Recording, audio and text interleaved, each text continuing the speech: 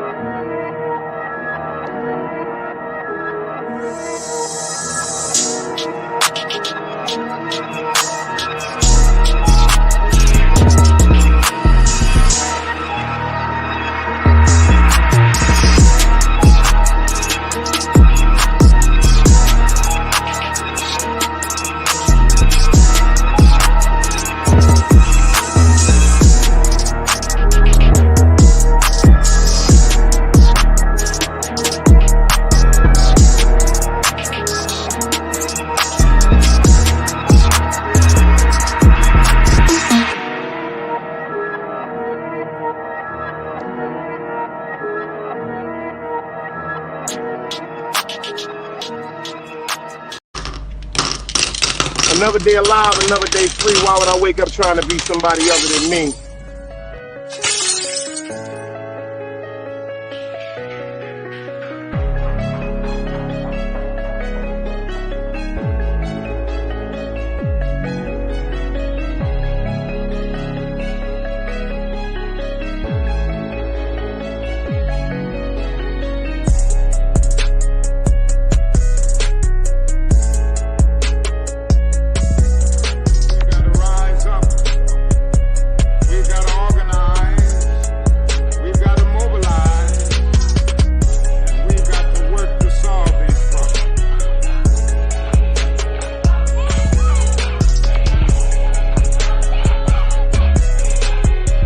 Knowledge, wisdom, understanding. Man, woman, and children. Sun, moon, and stars.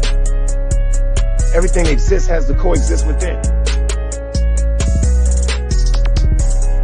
Like I said, another day alive, another day free. Why would I wake up trying to be somebody other than me?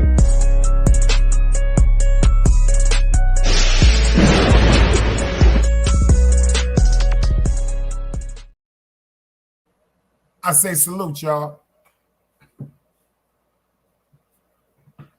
I say salute, y'all. I'm on my Gilligan shit tonight. Salute, y'all. Cash rule everything around me. Cream, get that money.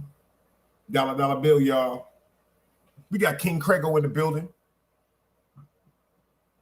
I had to call my man anyway. I've been running like, I was going to say like a Puerto Rican, but that may be offensive. So I've been running like Carl Thomas. We got FTC Vice up in the building. We got City Bama in the building.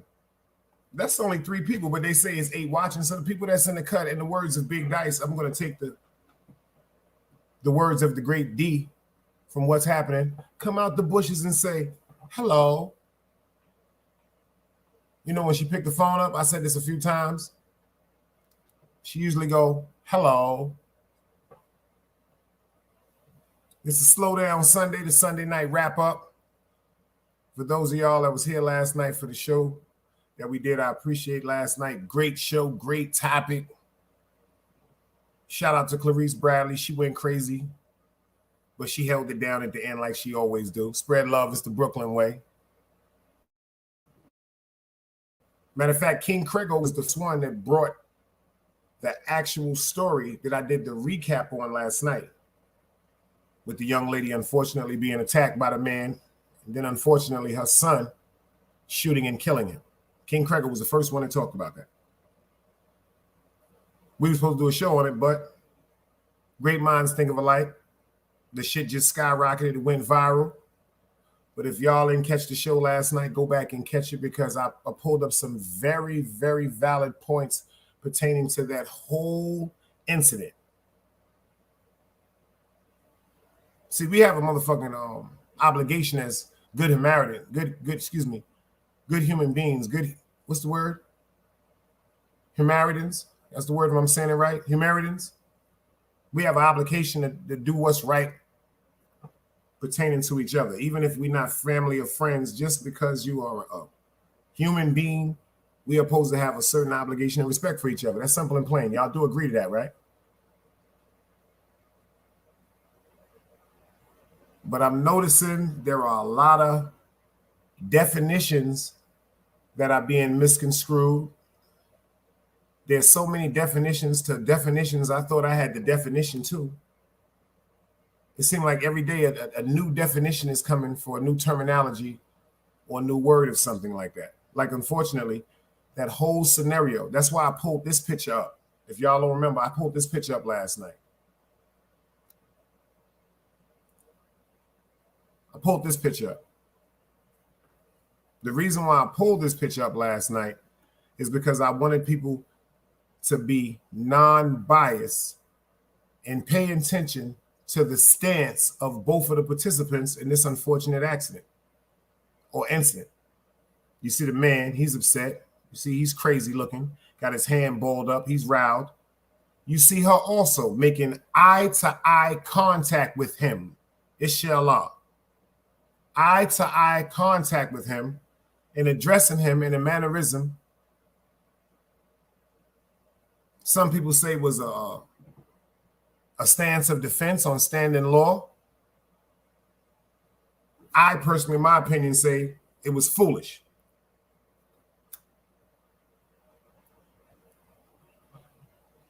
I personally feel as though, Big Dice personally feels as though the way that she chose to handle this scenario was foolish.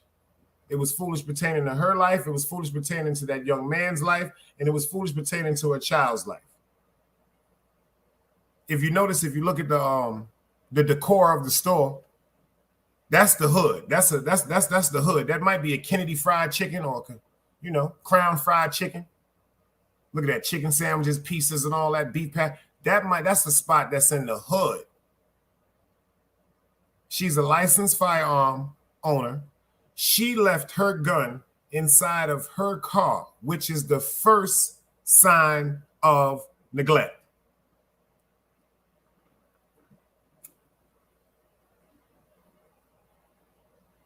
A lot of people won't want to agree with me, but I'm going to stand on my law. That was the first sign of neglect. And the reason why that was the first sign of neglect, because if you have your own firearm, a licensed firearm, and you're in the neighborhood, you're supposed to have that firearm to ensure the safety within your family, in and outside of your home. So her gun should have been in her purse, on her persons, but no, she left her gun behind in the car.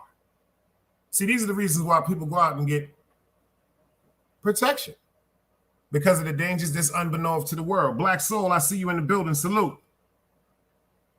If everybody pay attention, and I don't want anybody to try to turn this around and say, oh, Dice said he should. No. Dice ain't say shit. Dice said that this nigga right here is dead wrong. But I also said he's a human being and his life should not be disregarded because of the act that he did. There could have been certain things pertaining to this man that led up to that frustration, mental illness, schizophrenia. We don't even know what he was diagnosed with. All we know is that what he did was so horrific to the world because he swung on a woman, and he swung on a woman, and he swung on a woman. So let's disregard that. Let's take it out of the character and say he's not a woman. Let's say he's a man. Let's say he's a woman. So you mean to tell me it would have been more justifiable if it was a woman talking to her? I want y'all to pay attention to the mannerisms of how she's standing and how she's looking at him. Let me ask y'all something. Seriously. What if that would have been another woman that she was talking to? Pay attention. Hear me out for a minute. What if that had been another woman that she was talking to and they became very combative towards each other? And then that woman, not a man, say that woman said, if you say another word, I'm going to bust you in your mouth. Stay with me, y'all. That woman cocks back and starts swinging on that woman. Banga, banga, banga, the same way that man was. But keeping to note, it's no longer a man. We're doing a what hypothetical scenario. Say it was two women. So if that young man would have went to the car and got that gun and killed another woman, smash that like button. We fucking with content over here. This is Sharon McLeod, son. I must say that adamantly. If that young man or that woman would have instructed her child to go to the car and get that gun, and he would have killed that woman, two women fighting, would the charges have been dropped against him? Would the first-degree charges that was initially out, would they have been thrown out? Would that have been looked upon as self-defense? Okay, we got a young man going to the car getting a firearm because his mother and another woman were arguing and got into a physical confrontation. Ron Boggs, I see you in the building. We're going to get into this motherfucking work tonight. Let's go.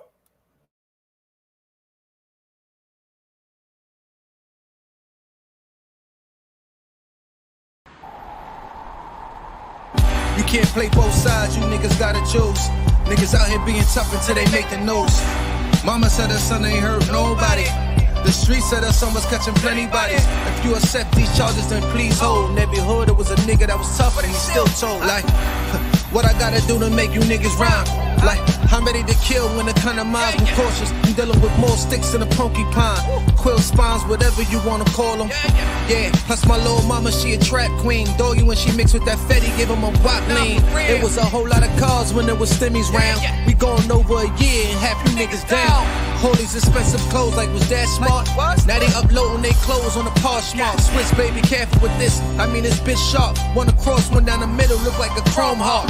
Damn, I'm always outside. I'm like high from who? About to put your car on skates. You think you sliding through? I help build my niggas. This ain't Legos. Protect the fan by any means. I be Diego. Yeah, tiger to you niggas. I'm an animal. It's a jungle where I'm from. What y'all wanna do? You can't play both sides. You niggas gotta choose. Niggas out here being tough until they make the news. Mama said her son ain't hurt nobody.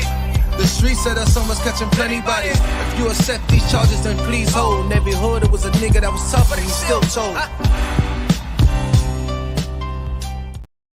Fact. Shout out to Stone C. I see them in the building. Stone C said, yo, Dice, he was supposed to die respectfully no matter what. I don't agree with that. I respect your opinion. It's no such thing as a bad opinion. I don't want nobody to take that. I don't agree with that.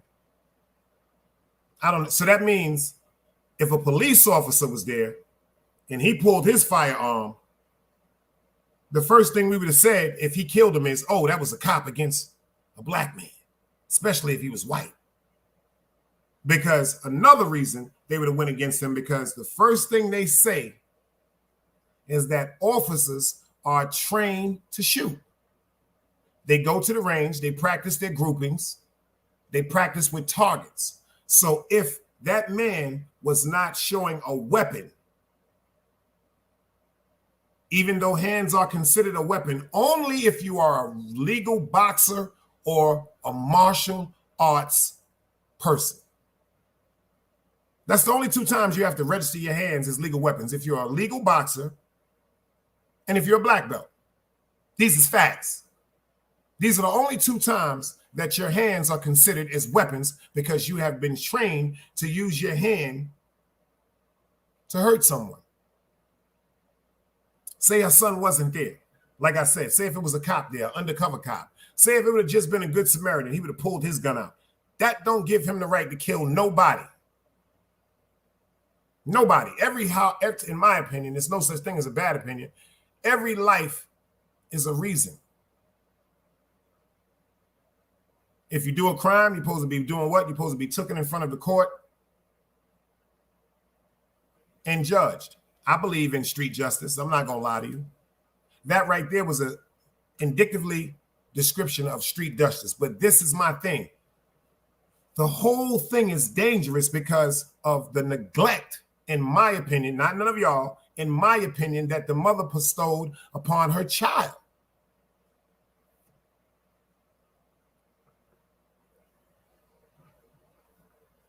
If you are a licensed, all right, Ron Boggs, let me ask you something. If you have a licensed firearm, right? And say you go to a restaurant or you go to Crown Chicken or anything, you know that was the hood. You go there with your son or your daughter or whatever like that, and something goes on in the store. You're going to tell your son or daughter, go to the car and get the gun. No, you're not. I'm going to answer that for you because you're going to have that gun on your motherfucking waist. You're not going to endanger your child. Like I said last night, I'll say it again adamantly. What if he would have came in and didn't know he was supposed to put one of the bullets in the head? What if he didn't know to take off the safety? What if he'd have pointed that gun at that man and pulled the trigger, and unbeknown if there was no bullet in the chamber, and that man pulled his gun out and gunned that child down? Let's say he came in there shooting recklessly and he killed the innocent bystander. There are so many degrees of neglect that comes into play. We have to think logically, y'all. Come on, we got to think logically. I'm not going, first of all, rest in peace to that man. What he did to that woman, totally unacceptable. You know what we would have did back in the days. It would have never even got to the fact where he would have got that close to her, or he would have even got aggressively to tell her what he was going to do to her in the presence of dudes like myself and my comrades. These is facts.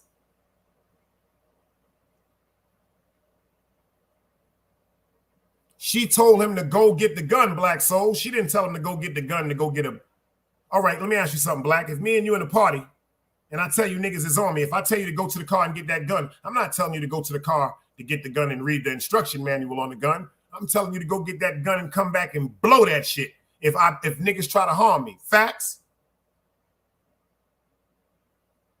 FTC Vice, if me and you go into the club or something like that and you telling me, yo, Dice, I think these niggas is on me, they don't know that you with me, slide outside to the car and go get that ratchet. When I'm coming to the motherfucking door, if you see these niggas follow me like they trying to harm me, ring the alarm. Another sound is dying. Whoa. And that's what I'm saying, Black. That's a child. She instructed him to go to that car and get that gun.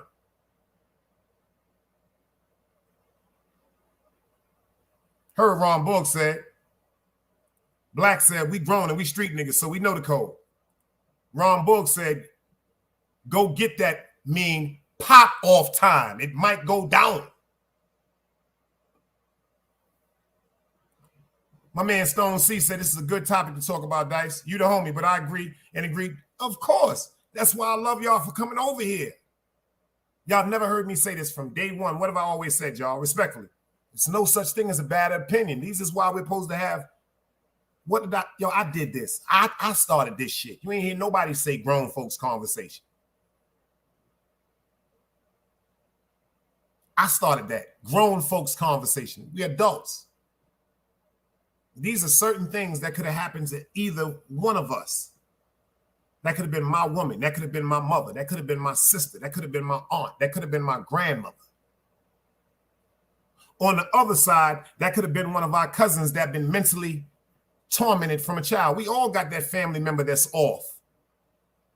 We all got that odd family member that's off that we know needs medical attention. But unfortunately, you know how some of us Black people is. We got that pride. This is Hennessy and lemonade tonight. You know we got that pride. Oh, we don't need no help. He'll be all right. You see what Black Soul said. I'd never send my seed to get a blick for me. Never. This makes her what? Not a bad parent. I'm not going to go as far as say that. Because number one, she became startled and she was afraid. I give her that. But does this look like she was afraid, y'all? Does this look like she was afraid of him? Does it seem like she was reasoning with him? Or from her demeanor and from her stance, does it seem like she was arguing and being combative and trying to check him? Talk to me, y'all, in the chat. I'm going to drop the link we can pull up. Talk to me. From this mannerism right here, you see he has the aggressive mannerism, fist balled up, leg behind the back, ready to swing. I can go to the video when he said, say more words, and she kept what? Look at her mannerisms, y'all.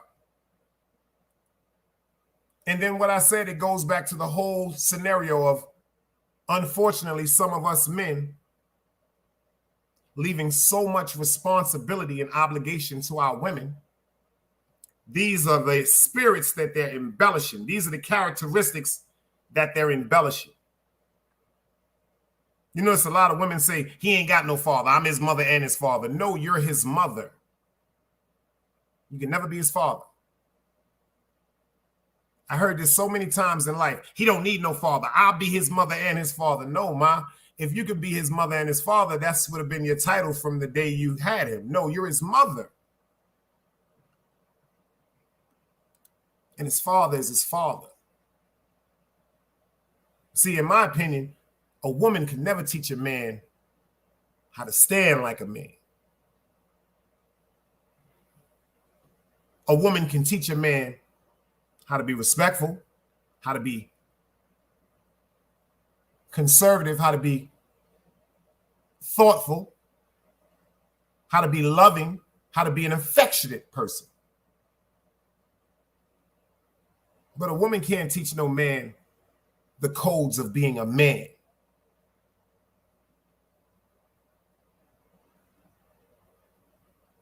See, a woman will show her son, if she loves that man, how her son is supposed to be treated in the future when he chooses a wife. Walk with me.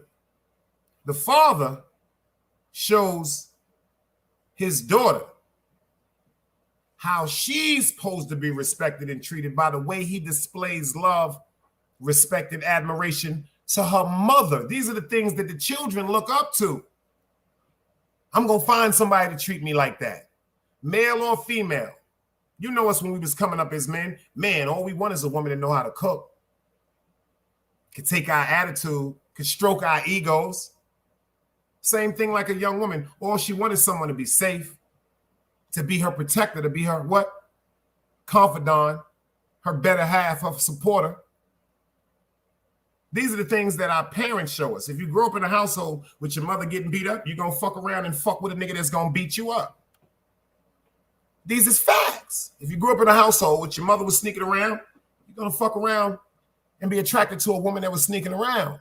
Same thing, vice versa with men. Daddy Lux, I see you in the building. And happy belated birthday too, like New York Nikki said, like she said, the products of our environments. But do I say that woman is a bad parent? No, hell no. I say that woman underestimated a situation that escalated so quickly she panicked.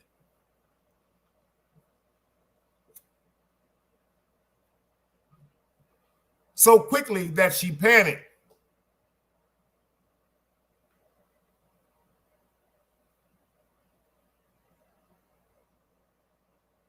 Go get the gun. The little boy looks and sees his mother is arguing with a man. And as he's going to get the gun, his mother's being attacked. That little boy is not waiting for her to say, when you go get the gun out the car, shoot this man. That little boy, his instinct in his heart is going to be what? To be defensive and protective. It's just like little boys. Y'all haven't seen the TV shows. First thing a little boy trying to do if his mother's arguing, leave her alone, leave my mommy alone. Just like the incident on Baby Boy, when quote unquote Snoop Dogg was in the living room, the little boy said, "You ain't leave my mommy alone," when he was about to try to rape her. She knew that little boy couldn't stop Snoop Dogg, but what did she say? "You gonna rape me in front of my son?"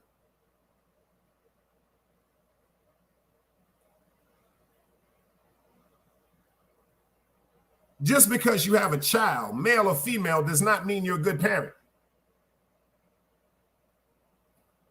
Just because you have a child, male or female, does not mean mentally that you are mentally prepared to endure the steps that you got to do. Some people give up. Some people choose partying over kids. I know a bunch of females, all jokes aside, if you got money for a babysitter, they'll drop their kid off at the dude that work in the Arab store just to go fuck around and hang out and party, whatever they got on their mind. Long as they'll leave their child with a nigga that work in the Arab store.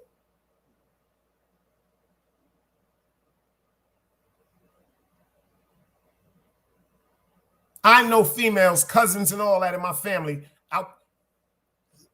Tell them you got some Percocets, or you got some weed, or you going, this is the one down here to drive them crazy, Ron. Say you're going to bike week at Myrtle Beach.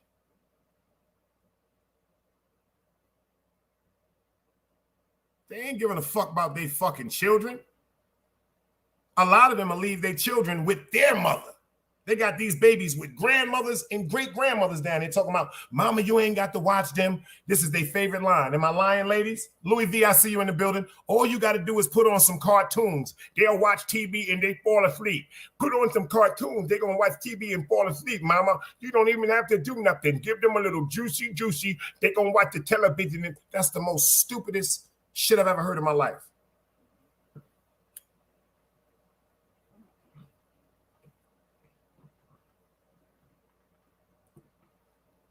FTC Vice said sad facts. I'm telling y'all this. I'm not. This is facts.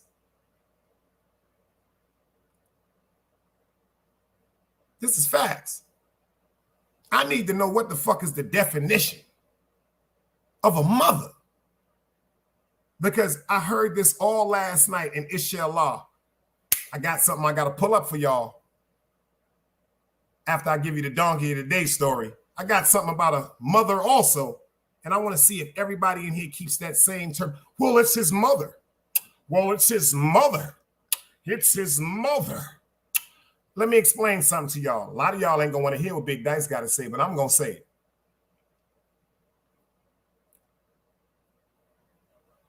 If this would have went for me, I would have said it for my mother, because my mother done did some things, quote unquote. She had me when she was 19 years old. Of course, my mother made mistakes. Of course. But with the assistance of my grandmother and a great support team of my aunts and my uncles that had etiquette and morals, she figured that shit out.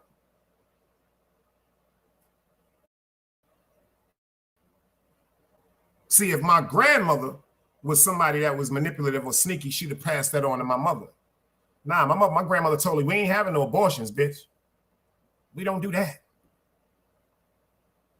We don't do that. And we're not going to bash you." Because when I was coming up, remember this, Ron? When one of our cousins or the girl got pregnant, if you got pregnant in New York, what they did, they sent you to North Carolina till you had that baby. If you got pregnant in the South, what they did, they sent you up north till you had that baby. Because the embarrassment that parents held within themselves. Them kids didn't ever want to go up top to New York or go down the South. No, that was parents' decisions. "Oh, we can't have them down here. Everybody going to be talking about her." No, it's not that everybody is going to be talking about a child. They're embarrassed that everybody is going to be looking upon them to wonder why, as a child, 14, 15, 16, 17 years old, 18 years old, having a child under your watch. What happened to your supervision? What happened to your role as in being a parent?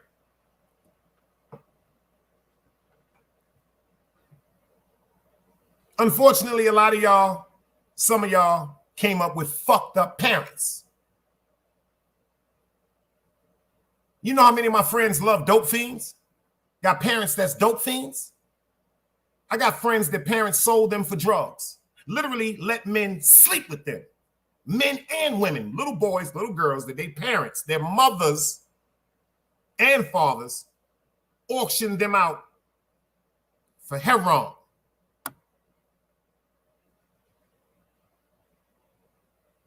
So you mean to tell me, respectfully, y'all, let's talk logically.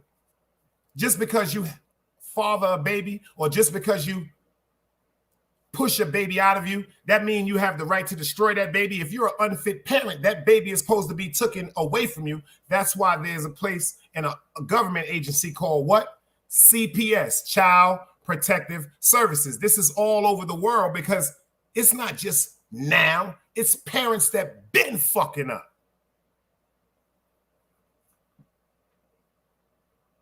But we don't want to talk about that.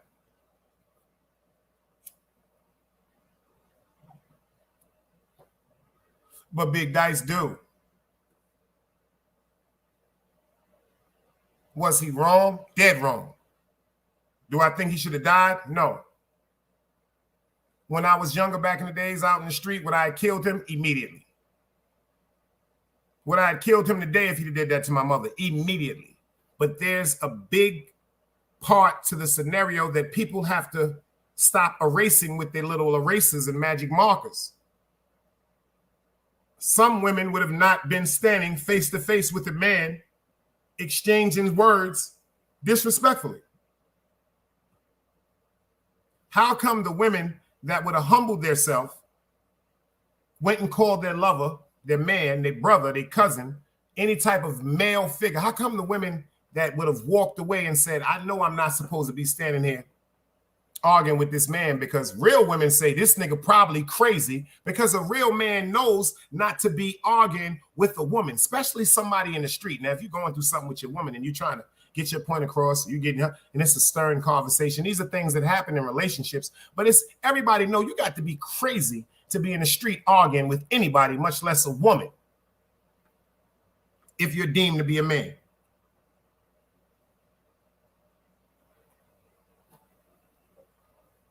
You see what Ron Book said? A lot of people, parents, were hooked on drugs.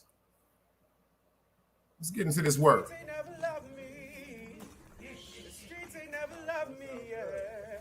The streets ain't never loved me, yeah. Streets ain't never loved me since my brother died. My mother cried, tears in my eyes bleed red. Ain't no love inside. Streets left me dolly, my phone they left it holy. Dawn was in that passenger side when they tried to throw me. Yeah, you know the streets ain't never love us. Yeah. GD. I've been shot, I was left with a zipper on my stomach, nigga. You know these streets ain't never loved me. I've been stabbed, I've been left with a zipper on my stomach, nigga. You know the streets ain't never loved me.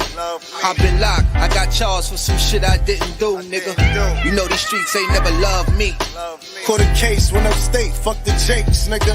Yeah, you know these streets ain't never loved me. Laying up in the hospital bed in ICU. Hit that button like every 3 hours to get those blues, yeah. Laying in the test of pain, I know shit won't be the same. Sipping my stomach, shit don't stop a thing, I'm still a man, yeah. But who gon' be there when you doing time? Can't get no money, so they dropping down, these niggas bitter. And I hope they get the picture. I'm only getting bigger. The top cat out my litter, yeah. Tell you they love you, but they hate you on the low. They hold you back, how they expect for you to grow. I got locked up, ain't said me nothing, but I'm your nigga.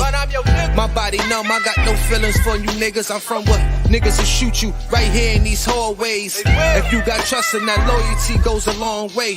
These size 11s, these pussies can't walk a mile in. They hit my cousin with life and he's still smiling. I've been shot, I was left with a zipper on my stomach, nigga. You know these streets ain't never loved me. I've been stabbed, I've been left with a zipper on my stomach, nigga. You know the streets ain't never loved me. I've been locked, I got charged for some shit I didn't do, nigga. You know these streets ain't never loved me. Caught a case, went upstate, fuck the Jakes, nigga. Yeah, you know these streets ain't never loved me. streets ain't never loved me since my brother died. My mother cried, tears in my eyes bleed red. Ain't no love inside. Streets left me dolly, my foreign they left it holy. Dawn was in that passenger seat when they tried to fold me. Remind me of my gun, that was real shit, this real spit. Rocks I was selling was smacking them, call it Will Smith. I ain't never told and never folded under pressure. Get him Neek was in that ambulance with me, he was on that stretcher. Niggas tried to take my life, I couldn't tell you who. Many men might not make it, I'm here to tell the truth. Me and Job, that's my brother, you know we moving tight. Brown boys fuck with the family and I'ma get them that. This my testimony, solid, all the rest is phony. Merrick niggas come at the fam and send your best opponent. I was stabbed, I was left with a zipper on my stomach, nigga. I know the streets ain't never loved me. He was shot, he was left with a zipper on his stomach, nigga. You know the streets ain't never loved us. Gang, marriage shit. It's how we music, nigga. Go. That's a fact. The streets never loved us, man. Oh, yeah, shout out to my man Half, y'all. Half is crazy, but shout out to Half. Half been working, but he gonna pull up. I was talking to my man Half earlier today. Half is crazy. I'm just gonna say that, but Half, shout out to Half. And I appreciate you, man. Stone C 600 said, I agree with that part. She should have just backed down. That don't make her no sucker. That makes her a woman. See, this is the part that people fail to realize. A lot of us is used to them bum ass bitches that talk too fucking much, y'all. Respectfully. We come up in some fucked up neighborhoods. How many men in this chat right now, if you heard this before, I want to see the dice cubes. How many men in here heard a woman say, suck my dick to a nigga? How many men in here over the times, one time or more, have heard a woman say, suck my dick, nigga? I'll wait. I'll wait.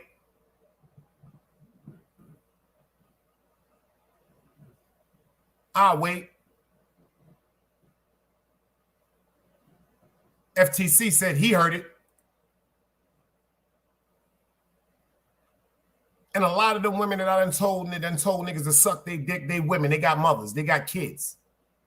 That qualifies them to be women.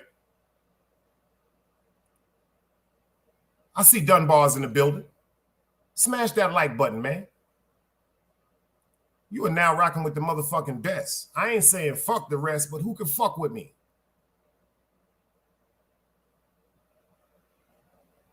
You can tell by the descriptions on my thumbnails, I'm somebody's son. I'm somebody's son, man. Her name is Sharon McLeod. Can you dig it? Doodoo heads. New York Nikki said a real woman doesn't say that. But hold up, New York Nikki. If you got a vagina and you can have a baby and you got breasts, you're a real woman, aren't you? Are you artificial? Are you AI? You're not a hermaphrodite. You're not a trans woman. You have all the parts that was bought. You were born with the parts of a woman. See, this is the part that we got to get into tonight. I'm going to check you people. I'm waiting for Clarice to pull up because a lot of y'all don't know the definition of a man or a woman. Y'all see a person with a dick and say, oh, that's a man. That's not a man because a nigga got a dick. Dummies. Then y'all see a chick, she got the beautiful silhouette. Oh, she got a fat ass. Oh, she has a pussy. She has a vagina. That don't mean she no fucking woman.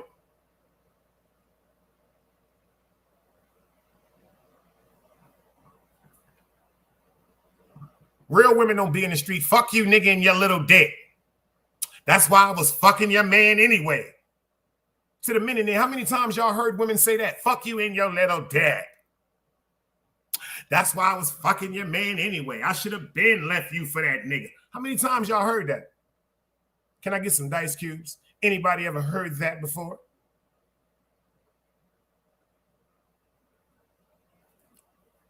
I don't know what y'all sipping on, but I'm sipping on that that motherfucking Hennessy and that lemonade. Smoking on that blueberry pancake and that super lemon cherry. I don't know what y'all doing, but I'm doing it. I'm in the paint. I know what I'm doing like Patrick Ewing.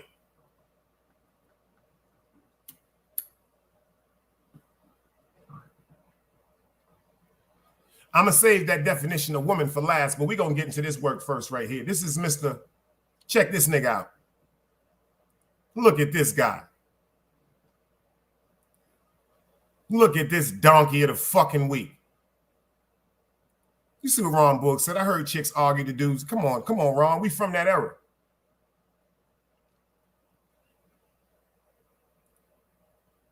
And before I get into this work, respectfully to the women in here, respectfully to the men in here,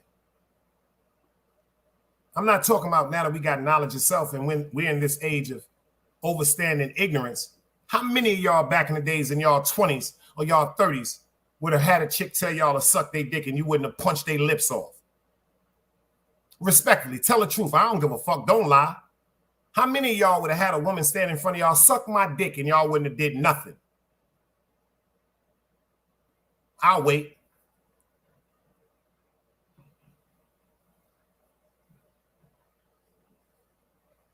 See, a lot of you women, respectfully, y'all keep forgetting that y'all are women. Y'all the most beautiful thing God ever created. Y'all are angelic creatures. Never said y'all were suckers. But your importance is much more than aggression or vulgarity. And your importance is much more than something that a lot of you women go through. You have to have the last word. Don't y'all notice, women, when y'all talk to y'all man or y'all see a man that when he's talking or y'all arguing, y'all be like, oh, this nigga got to have the last word like a bitch. Why do they have that terminology? Let me take my motherfucking hat off because now y'all rocking with the best. Now let's talk, women. Because I don't want nobody to say, oh, Dice made this up.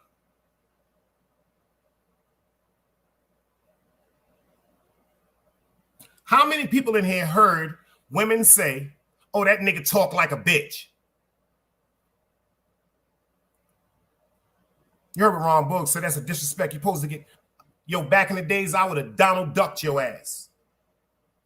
You remember when Donald Duck used to be on the motherfucking cartoons and niggas used to blow his fucking beak on the back of his motherfucking head? He used to have to pull his beak back. I wish somebody would spoke to me like that. I was from that era where I punch you all in your face. Go get your brother and I'm going to beat your brother up.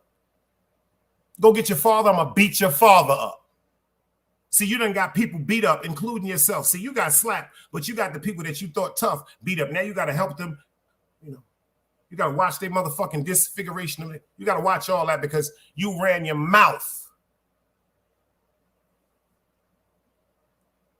I say this all the time. A lot of you women need to know, respectfully, you need to know how to shut the fuck up and stop talking so much. Because just like this incident that we saw in this horrific video between these two individuals, a man will fucking hurt you. Especially a man that doesn't know who he is. Especially a man that doesn't know that, unfortunately, like my mother told me, the only weapon that a lot of women have is their mouth. Because we confide in our women and they know personal things about us that will cut us down. Elijah Muhammad said, a woman, when she's upset, her mouth is equivalent to a snake and iniquity of snakes.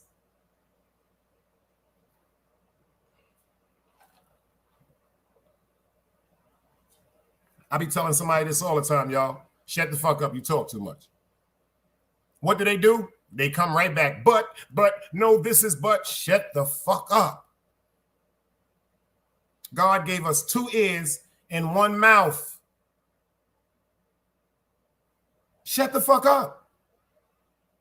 That's why a lot of you motherfuckers is miserable and alone.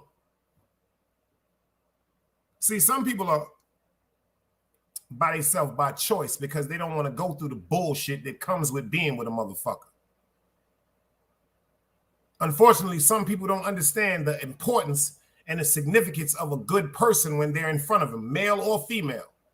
They bring the bullshit from the other people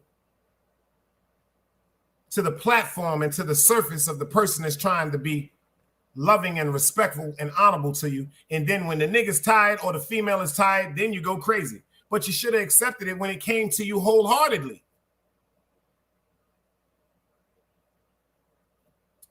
Doo-doo heads. This dude right here, look at this dude, Mr. Danny Prenell. Danny fucking Prenell. You get the Big Dice Donkey of the fucking Year award, dummy.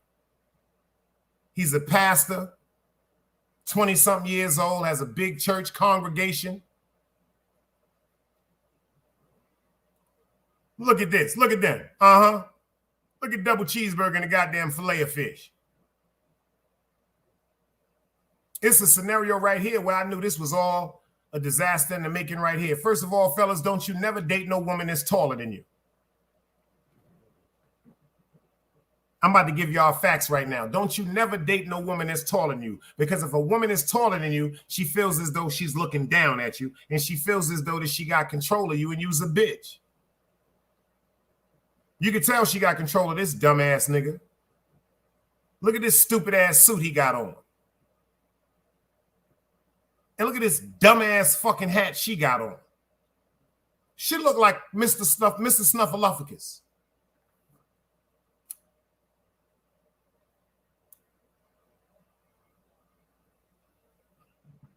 That nigga looks miserable. Look in his eyes. Clarice, I see you in the building. Clarice, I see you in the building. You just missed the beginning of this one, Clarice, because I got you. I'm glad you pulled up because the one I got in the end for you because you was talking about, but that's his mother. Nah, we just because you have a baby, that don't mean you should be deemed to be a mother. That's why they got CPS, Child Protective Services. Back to this nigga. Look at this goofy motherfucker and this broad here.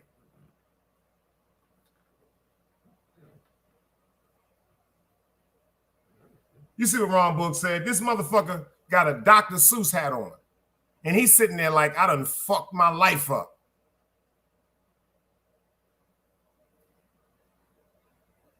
Look at the new picture of this dummy. Look at Mr. Danny. Uh-oh. He wasn't at church in that picture, y'all.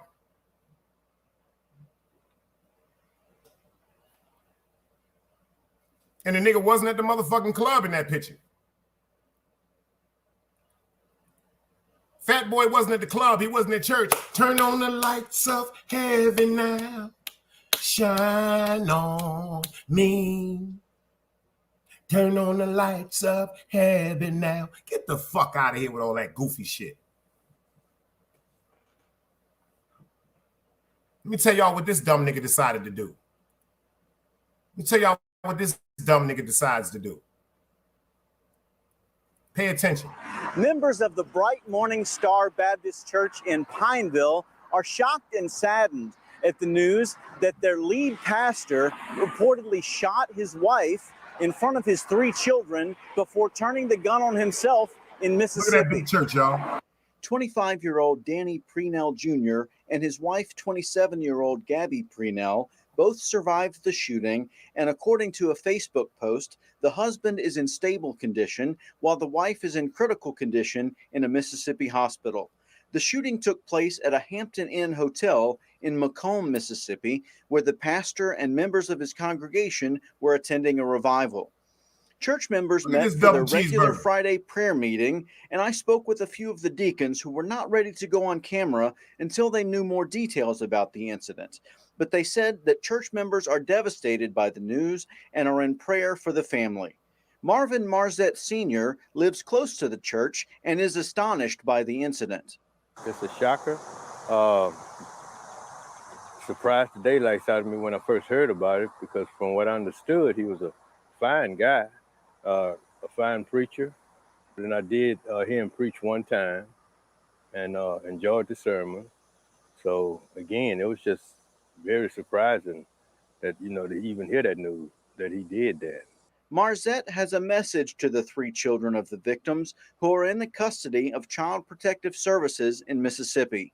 I hope everything go well with them. I know they're in a lot of pain and stuff right now, suffering, and I'm pretty sure it's unbelievable, that they father to do something like that. But again, just stay strong, believe in God, and they'll pull through it.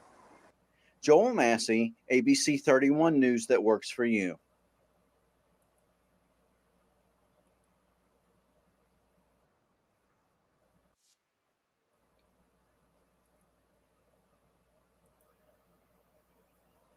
Y'all see that shit? He ain't even get charged with attempted murder. He got charged with assault. with a firearm. That nigga was on vacation with his wife, pulled his gun out and clapped her in front of them kids and clapped himself. The dumbass nigga he ain't die. And she's, like they said, on a speedy recovery. Think about this, y'all. That's supposed to be a godly man. He got a big ass, beautiful church. Danny Prenell Jr.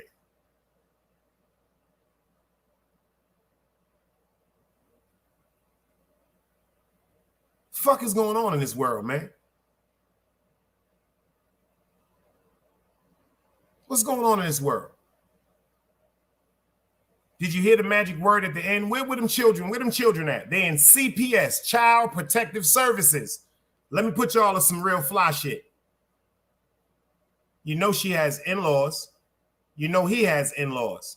How come they didn't give them children to the in-laws? Can any one of y'all answer that one?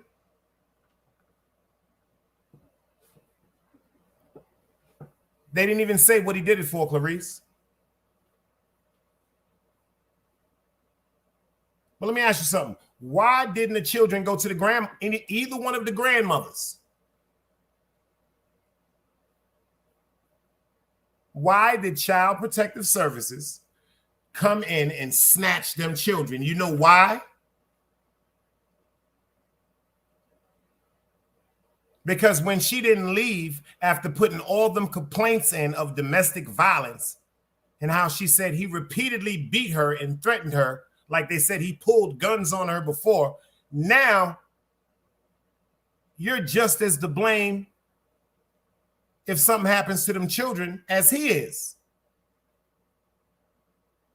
Why didn't they charge him with attempted murder? Think about that, Ron. Why didn't they charge him with attempt? You shot her with a gun. They only charged him with aggravated assault with a firearm. Why did he not charge her? Why was he not charged with attempted murder? How did the fight start? What were they fighting over? Did she pull a gun? Did he take the gun from her? Did he overreact? The one gun went off, yelled himself and said, oh my God, now I'm gonna kill myself? Because this couldn't have been a crime of passion. Because if this was a crime of passion, the minute he shot her, unfortunately, he would have shot them babies after, and then he would have shot himself. So let's think logically. The gun goes off, he shoots her. Oh my God, I didn't hit my baby. And he automatically hits himself. Why he ain't hit them babies?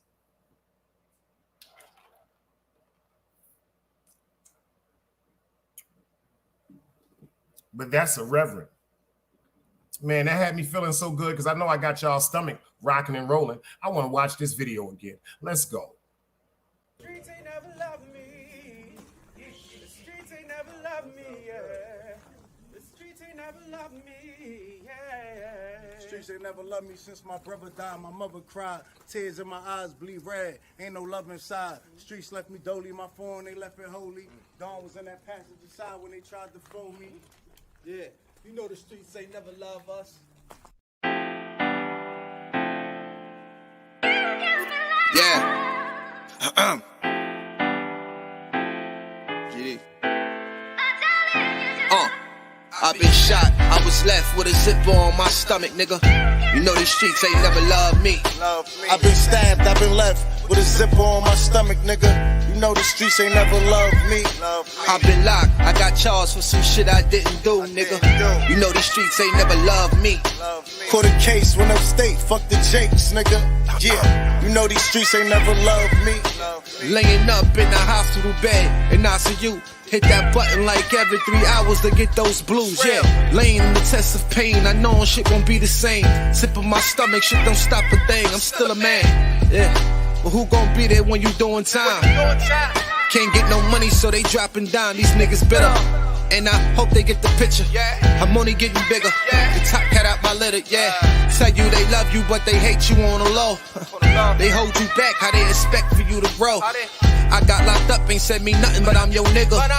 My body numb, I got no feelings for you niggas. I'm from what niggas will shoot you right here in these hallways. If you got trust in that loyalty goes a long way. These size 11s, these pussies can't walk a mile in. They hit my cousin with life and he's still smiling. I've been shot, I was left with a zipper on my stomach, nigga. You know these streets ain't never loved me. I've been stabbed, I've been left with a zipper on my stomach, nigga. You know the streets ain't never loved me. I've been locked, I got charged for some shit I didn't do, nigga. You know these streets ain't never loved me. Caught a case, went upstate, fuck the Jakes, nigga. Yeah, you know these streets ain't never loved me. Streets ain't never loved me since my brother died. My mother cried, tears in my eyes bleed red. Ain't no love inside. Streets left me dolly, my foreign they left it holy. Dawn was in that passenger seat when they tried to fold me. Remind me of my gun, that was real shit, this real spit. Rocks I was selling was smacking them, call it Will Smith. I ain't never told and never folded under pressure. Yeah, them Neek was in that ambulance with me, he was on that stretcher. Niggas tried to take my life, I couldn't tell you who. Many men might not make it, I'm here to tell the truth. Me and Job, that's my brother, you know we moving tight. Brown boys fuck with the family and I'ma get them that. This my testimony, solid, all the rest is phony. Merrick niggas come at the fam and send your best opponent. I was stabbed, I was left with a zipper on my stomach, nigga. I know the streets ain't never loved me.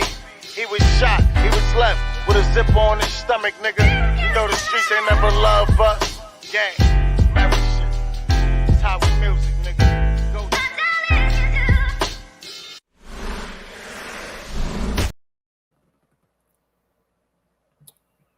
Fact. Clarice said, mental health very important. We still don't know what happened. Only 24 years old. Excuse me, 27 years old. We still don't know what happened. What triggered that? One thing I know from watching the AE channel and from watching Snapped and all that, when a motherfucker snap, they killed the children too. When this was something that he planned on doing, he would have killed the children too. Ron Boggs, you agree with that? Anybody else agree with that?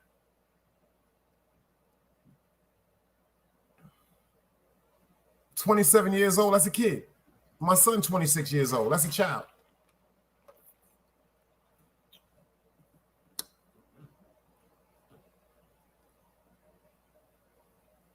But we know he in jail.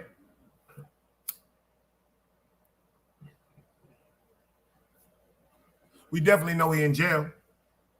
This is the one I wanted y'all to look at. Hold on. Let me pull it up right quick. I got something for y'all. I'm glad you in the building, Clarice. We was talking about mothers. Remember we was talking about mothers.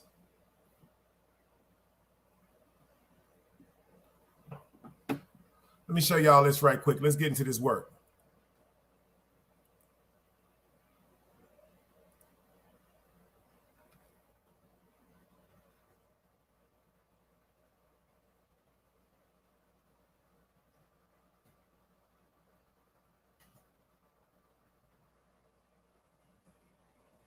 Let's get into this work right quick.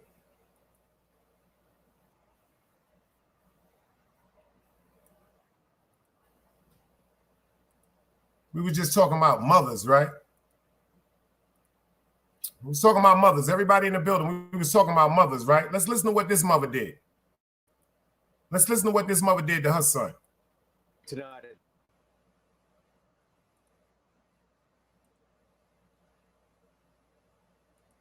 Now hold the fuck up. Let's talk about this for a minute. Clarice, you kind of biased tonight. I'm glad you popped up, girl. Something you just said is contradicting to what you've been saying. That's a mother that reported her child missing at 17 years old, been holding him for 8 years, been sexually abusing him, drugging him up, and selling him out for sex. A mother. But the first thing you said, Clarice, I quote you, was,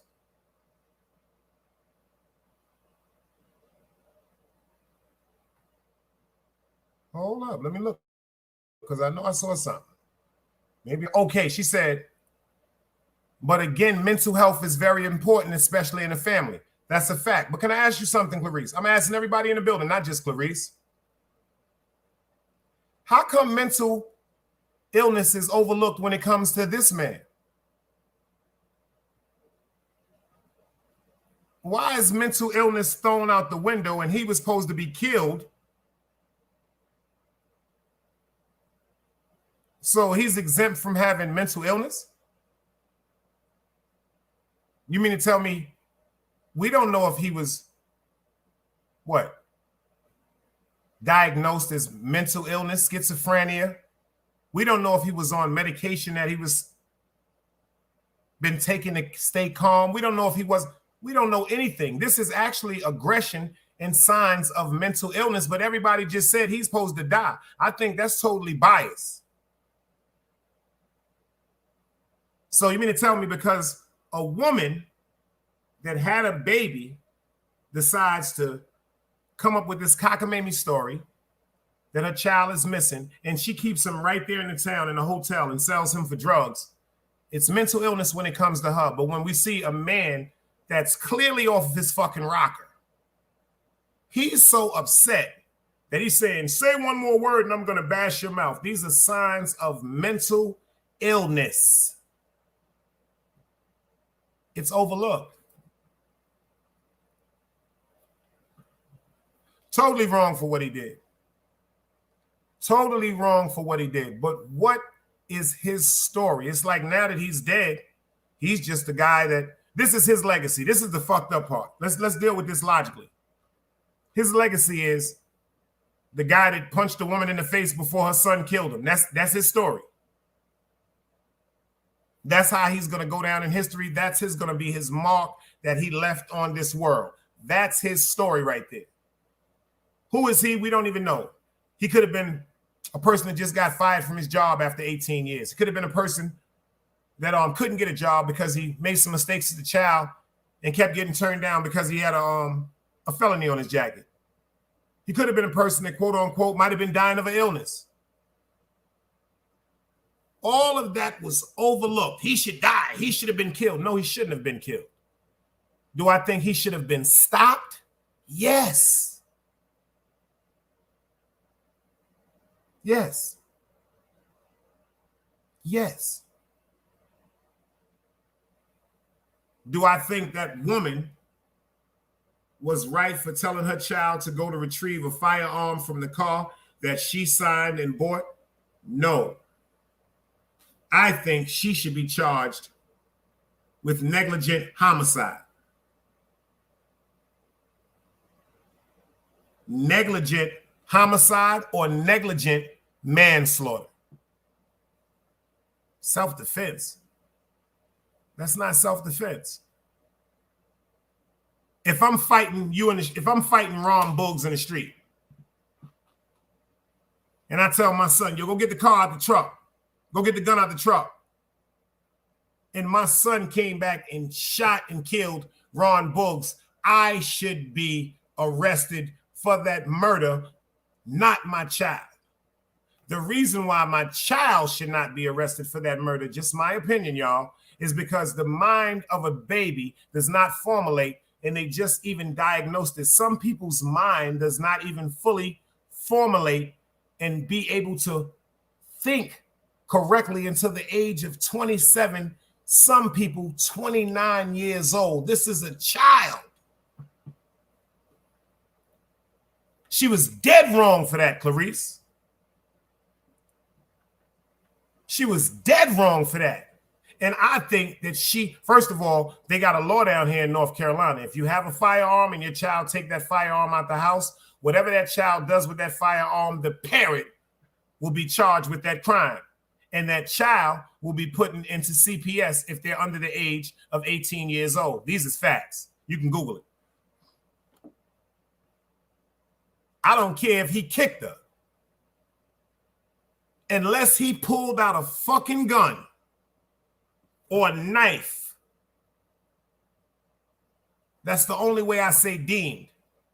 And it shouldn't have been something that was instructed from his mother, because that's where the district attorney can misconstrue that whole thing. Your son was sitting there scared. You instructed him to go get that gun.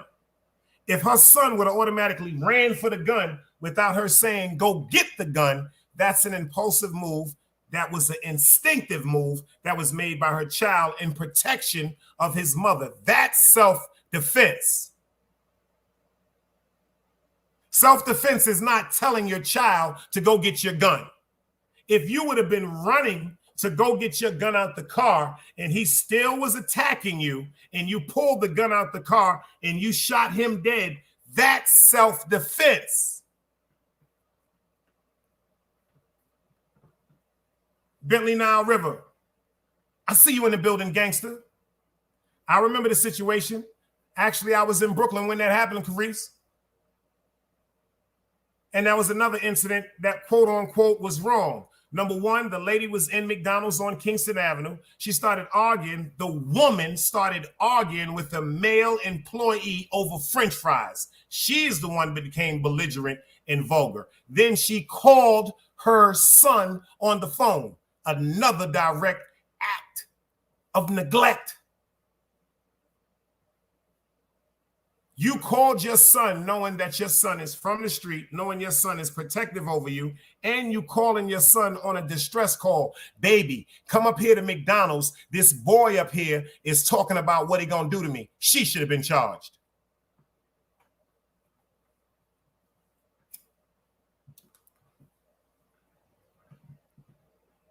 These is facts.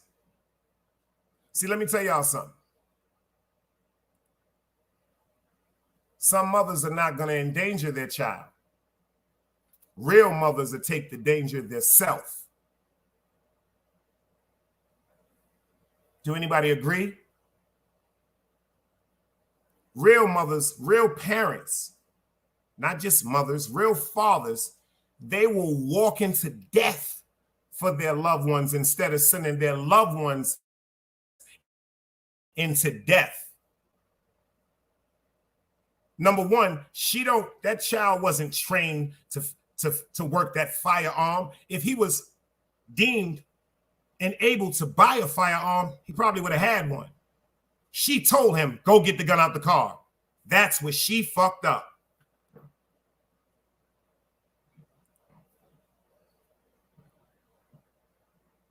I'm not talking about irrational thinking.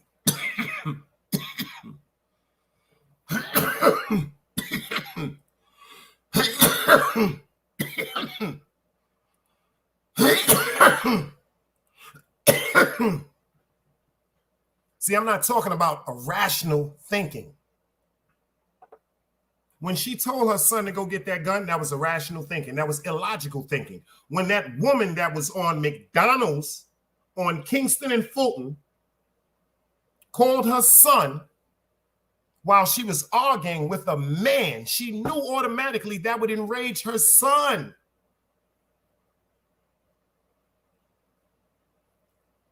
What? Let my moms call me and I hear some nigga in the background. Fuck you, bitch. Go call your motherfucking son. I'm not coming to fucking McDonald's to say, oh, excuse me. Why did you say to my mother, fuck you, bitch? Call your son. I'm coming for war. Just like she knew her son. Let me tell you something. Y'all mothers know this about y'all children. Y'all know who your children are. Y'all the blame for the shit they go through. Just like our parents are to blame for the shit we going through. Our sins are not going to touch us. It's going to touch our children. The sins of our parents are what we going through right now. See, I've been came to reality with my shit. A lot of people have it. A lot of people have it. These is facts. He said, I strongly disagree with the mother, but I agree with the son. And you know why I agree with that, Stone C? You know why I agree with that? Because of what I just said some minutes back. If her son would have automatically just said, oh, pew, and went for that hammer and got the banging that shit, yeah, he automatically, instinctively reacted off of his emotions and his fear for his mother and her harm. She had to tell him, she instructed him, go get that gun. She is the one that put that in his head. Go get the gun. She ain't tell him to go get no gun because he never saw that gun before. She ain't tell him to go get that gun because she was unsure how many bullets she had in that car. She told him to go get that gun because she wanted him to pop that shit. What up, Stone? Agreed, Dice. What's up, bro? Another day live, another day free. Yeah. I'm finna cut the camera off because you know what I'm doing. But look. You here, baby. You home. Talk to me. Yeah, no. See, you broke it down in a way I didn't look at it. I didn't look at it like that about Talk to me, Stone. sending Talk the to message. me. I didn't agree. I ain't gonna lie. I didn't look at it that way. But once you said it the way you said it, I mean, if I'm at the door and I'm looking at my mama getting beat, yes, because like you said, a mother and a father would die for their kids. I mean, they would take it all so their kid wouldn't have to be in that situation. Hell, I had Legal guap, we see you in the like building, Dad. Salute. But you know, yeah, you right though. But I don't disagree with the son for doing what his mama told him to do. I don't disagree with him for that neither. Yeah. Because he listened to the instructions of his mother. See, me and you, Stone, a nigga raised his, first of all, Stone, I wouldn't even have got to the car. I'd have got on him. Man, I wouldn't have got to the car. I'd have got right to him, Stone. Me and him would have been going mano, hand, whatever with grab it. My mother she'd have tried to get me off of him. Man, I remember when I was 10 years old, bro. When I was 10 years old, I cracked my stepdaddy with and he was just yelling. He wasn't even fighting. Because that was your instinct. He was just yelling. That was your instinct. You remember back in the 90s, them glass ashtrays, man? Yeah, them grandmama had in the house. Man, I cracked him upside the head. Yeah, man. Anybody can pull up. Open chat. Anybody can pull up. This grown folks. But now you made me.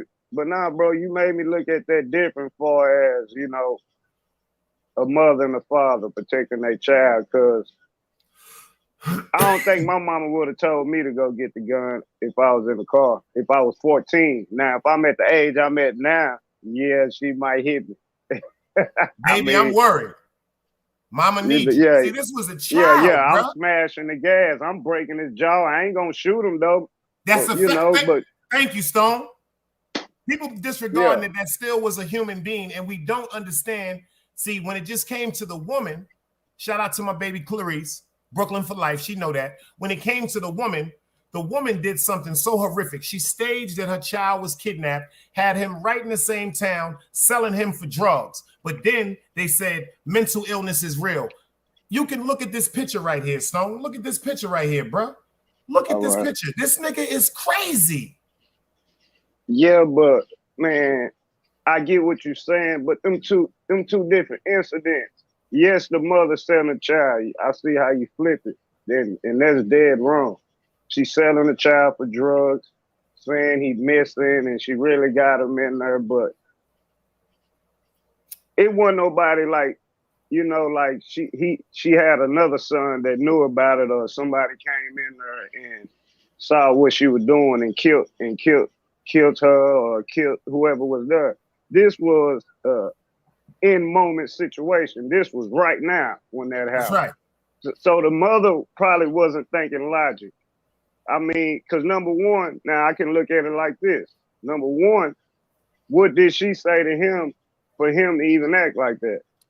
Yo, Stone. That's number one. Thank you, Stone. Yeah. See, they just showing one part.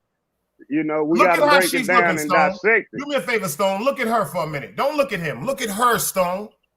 Yeah. She looked like she. They in Memphis, ain't it in Memphis? So I mean, it's like every black neighborhood. It's always that mama that's gonna try to buck up and bully up. But at the same point, when did we lose the respect for our elders? See, we got to look at that too. You know what I mean? The elders used to yell at me for standing in front of their house or whatever, or anything. I might have my pants down when I was young in the store. Old woman come, hey, I don't even know the woman. Boy, pull your pants up, boy. Your mama be ashamed. I'm from Texas. That's how they talk still to this day. So he didn't have to do that. So I mean, I don't think there's no right or wrong in the situation. I just feel like it was just a freak situation and somebody died on it. Yes, she wrong for texting a 14-year-old boy because now that boy got to live with that murder. He seen somebody die. You did what I'm saying? She scarred him more than she hurt him. You did what I'm saying? So he the one that's finna suffer. Yeah, old boy dead. He with God now, wherever he went. But this boy gotta live with that torture at 14. Hold on, Stone. Look what New York Nikki said. Pay attention to this, y'all. This is a woman talking. She got a vagina. The situation probably escalated because she knew she had that gun in the car. If she hadn't, it may not have gone down the way it did. Exactly. But you know how it go in the South, man. I'm gonna tell you the worst law. And look, man, I'm formerly a street dude. Well, I am who I am, you know, but I didn't agree with the law in Texas when they made it legal for anybody to get a gun. I knew the world was gonna be. Now it went from state to state, state to state. Even if it ain't legal, they riding around with 30 clips. The mamas got straps. Then you gotta think about it. The mamas ain't nothing but 29, 30, 31, 32, having 15-year-olds and 14-year-olds, so they still young-minded. They still thinking as kids. They still partying with the kids. So that was her first thought. She probably just got out the car listening to Lil Durk or somebody or NBA Youngboy. Get the gun, son. Probably sit at the house and chill, let the people come over there, smoke weed, sell a little dope out the house. So for her to have that strap, I mean, either I don't know if it's legal or not. They didn't say. You did what I'm saying, but either way, you still got a right to protect yourself. I mean, I don't know, bro. This one of them things, because you really kind of change how I looked at it once you put it in them terms. Me personally, Stone, this is just me, and I feel bad for what I'm about to say, but y'all got to understand this. Y'all got to understand what I'm saying. So I respect the judgment if it comes. When I had my son, I was 25 years old. At that particular moment, I was so heavy in the street. When I seen him come out of his mother, something told me. I started praying to God, like, yo, help me wean out the streets. Like, get me a regular job. Like, I want to be here for him. You dig what I'm saying? But I couldn't at that particular time, Stone. Them bills was coming. I got a newborn. My baby mother, number one, she's on maternity leave for 2 months after my son was born. That rent is $1,200 a motherfucking month. You know how maternity leave was. They didn't pay her. She was out there when she came back. So what I had to do, I had to step up like I've been doing. You dig? And I wasn't doing it like this. This is when I really understood the difference between a dude to get money and a dope boy. See, dope boys do that shit for what the crowd talking about. A nigga getting money because he got responsibilities and he want to live comfortable. I wanted to take care of my son. You understand what I'm saying to you? Right. Now you hustle, but that's how I always had my gun, Stone. Listen to me, Stone. Right. Wherever I went with my son, to the barbershop, Chinese restaurant, King's Plaza, White Castles, the park, Stone, listen to me. I feel so bad saying this, but you know who I am. You know where we come from. I had to make sure I had my gun. You understand? Not about nobody wanting no beef with me, but envy always came with the game. And I was so paranoid. I had Stone, I know you can relate to this. I got so much love in my hood, I thought niggas was trying to kill me. Like I flipped on my whole block one day because of the fears and the paranoias that was going on within my head. I'm like, these niggas trying to kill me. They showing me too much love. Am I bugging, Stone? Nah, I'm gonna tell you right now, every great leader felt that way because it's a such thing as too much love. I don't care what nobody say. I done felt that way. But we don't understand as black people, like I always tell people, man, I'm 37, bro. But the stories I hear from my elders, my great uncles, my grandparents are all dead. But when they was alive, 70s was the best year, right? Because you had the Black Power movement. Everybody was together. So now you wasn't wrong, because then the 80s hit, then the crack era hit. And then sometimes you don't have time to wait on a paycheck when you living in that world and you just had a baby. So you got to think fast, quick, hurry on your feet. Pardon me, Stone. I'm looking at the chat right quick. They said right there, Ron Boog said, I really would like to know, what if the moms ain't tell her son to go get the gun? How would she have handled this? New York Nikki says after that, Ron, she should be charged.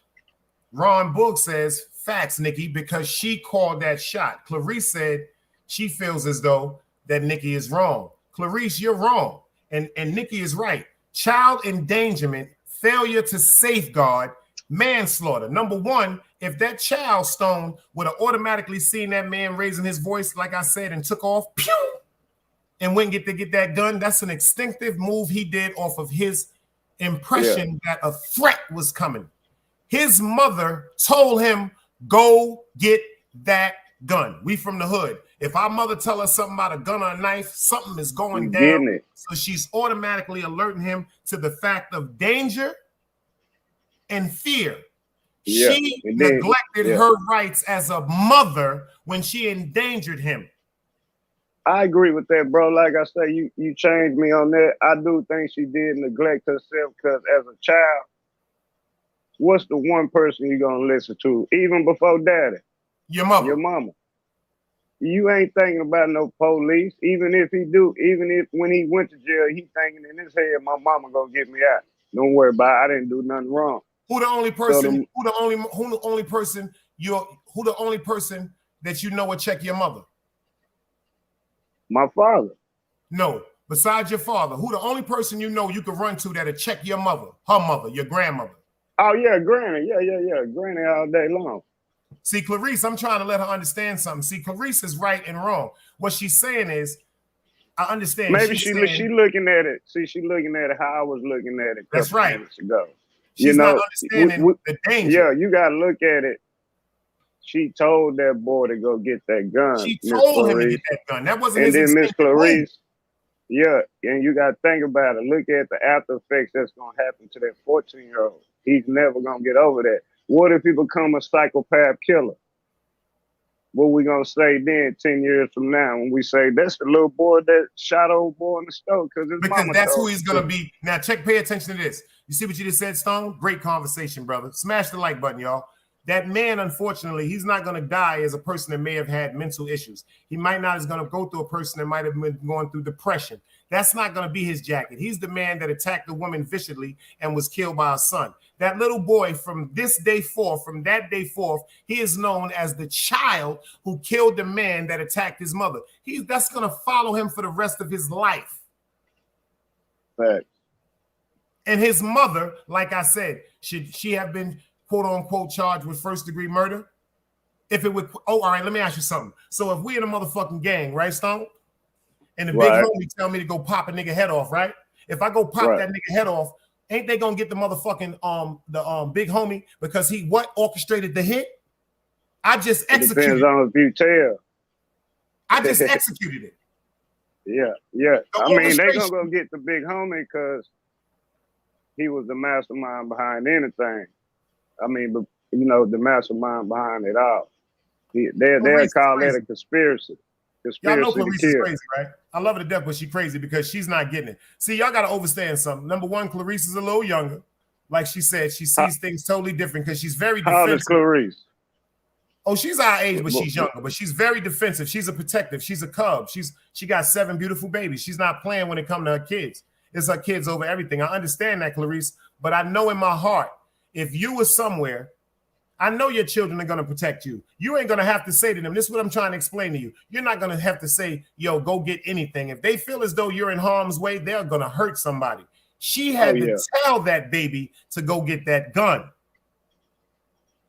She put that impression of going to get a weapon, not to look at the weapon and model, to hurt someone with that weapon. If he would have hit him and somebody else or killed somebody else, you know they'd have charged him for any other body in there. I feel as though she should be arrested for negligent homicide or negligent manslaughter.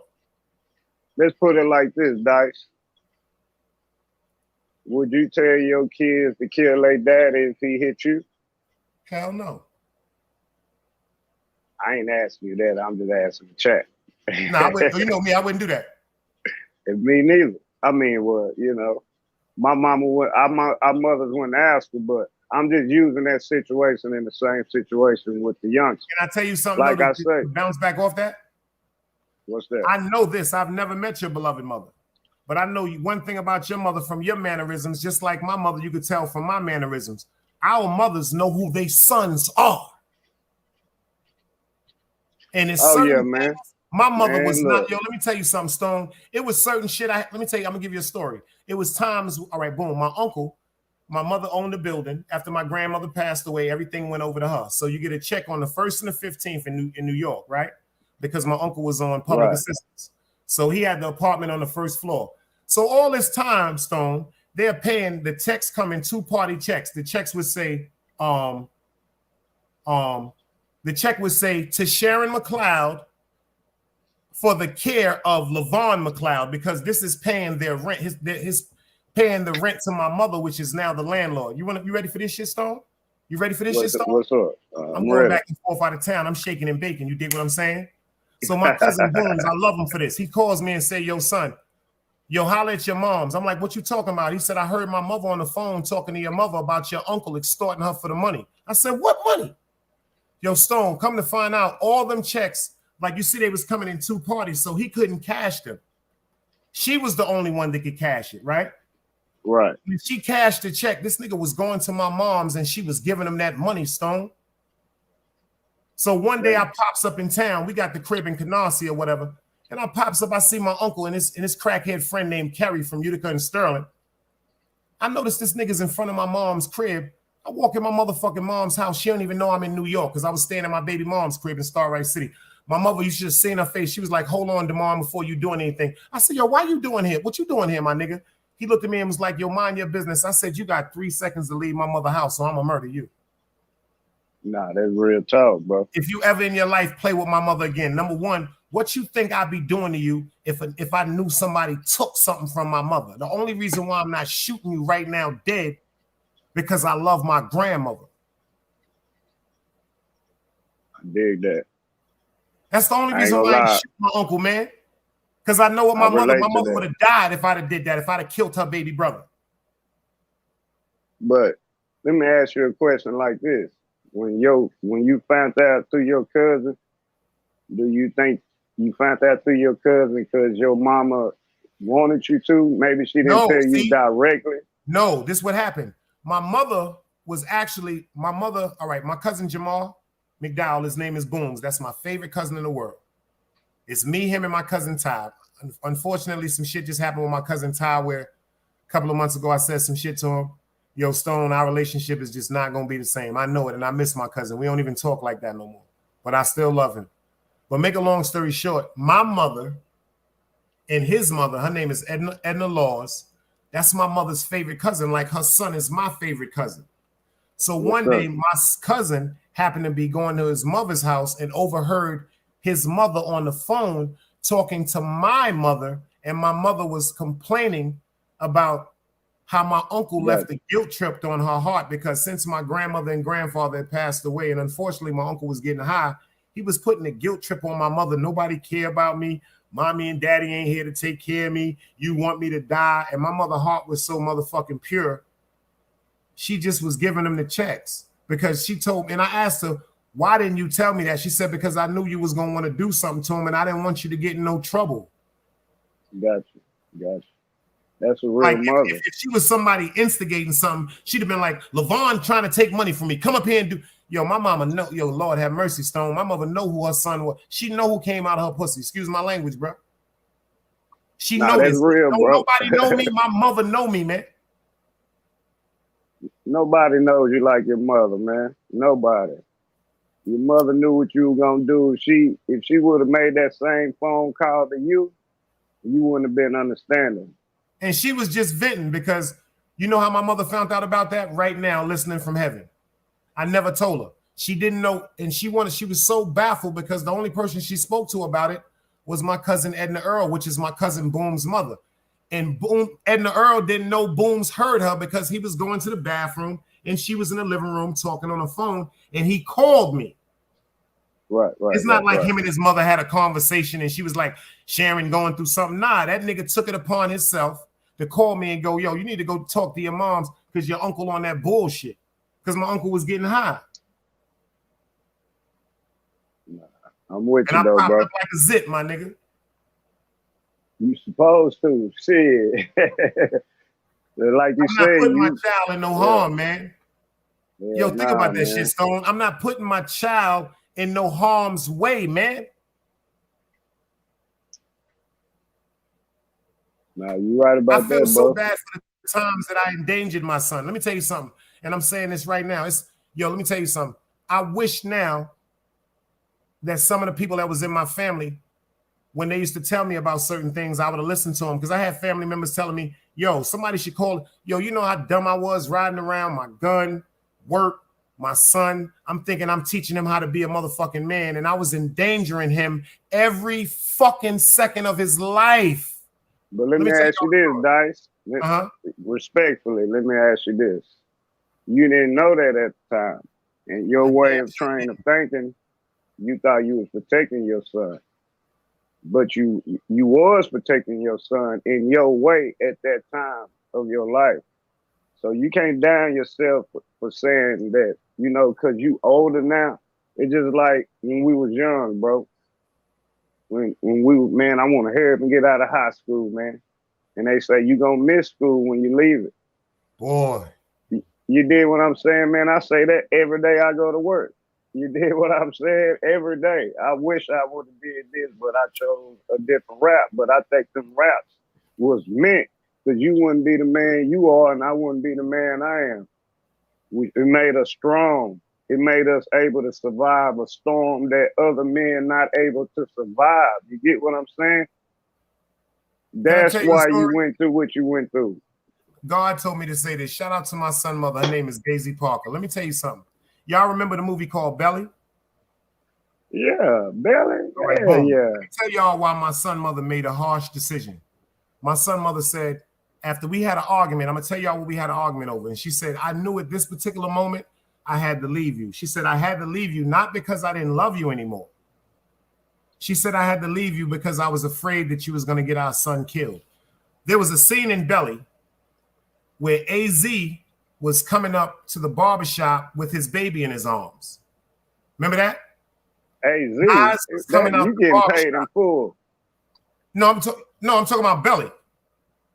Who is AZ in Belly?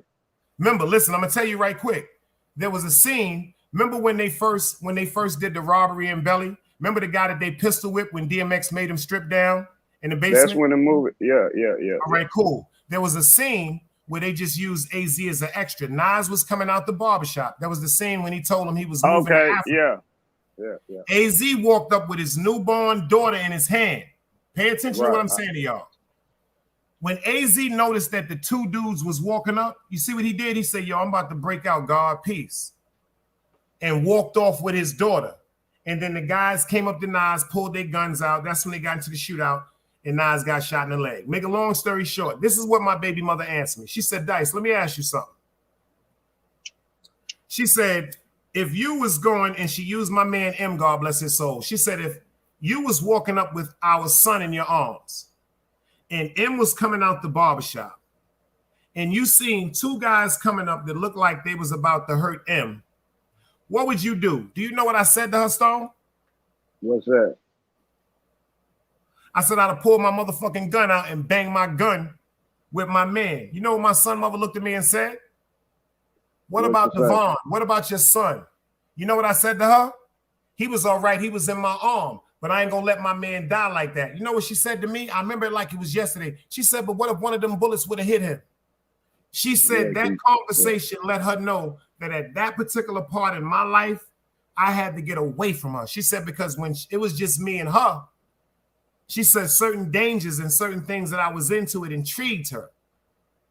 You know what I'm saying? Like that Bonnie and Clyde shit, because it was just us against the world because of the things she went through with her family. She said, but when she have a baby. But when she had my son, yeah, she said the love that she had for him was much more deeper than she ever had for me. And I didn't understand that shit, Stone. I hated her for years behind that shit. Bitch, you selfish, la, la, la, la. And now I think about that and I praise her so much. Hell no, you wasn't selfish. You did what a real woman and a mother was supposed to do. Yes, sir. Yes, she did. I mean, I still went down myself on it because that was just the mind frame you was in. And at the time, you thinking you can protect your son. You think you are invisible. You know that's how we feel in the streets sometimes. We think we're invisible. Well, if this happens, I'll do this. If this happened, I'd do that. But in reality, we not God. That bullet can go through you and hit the baby. That's why you mature in the game. And that's why you mature and able to say, it sounds stupid now that you're saying it. But you got to think about it, bro. Every rule that we live by was made by kids. And everybody trying to live by these rules that's grown now. Rather you in your 30s, 40s, or 50s.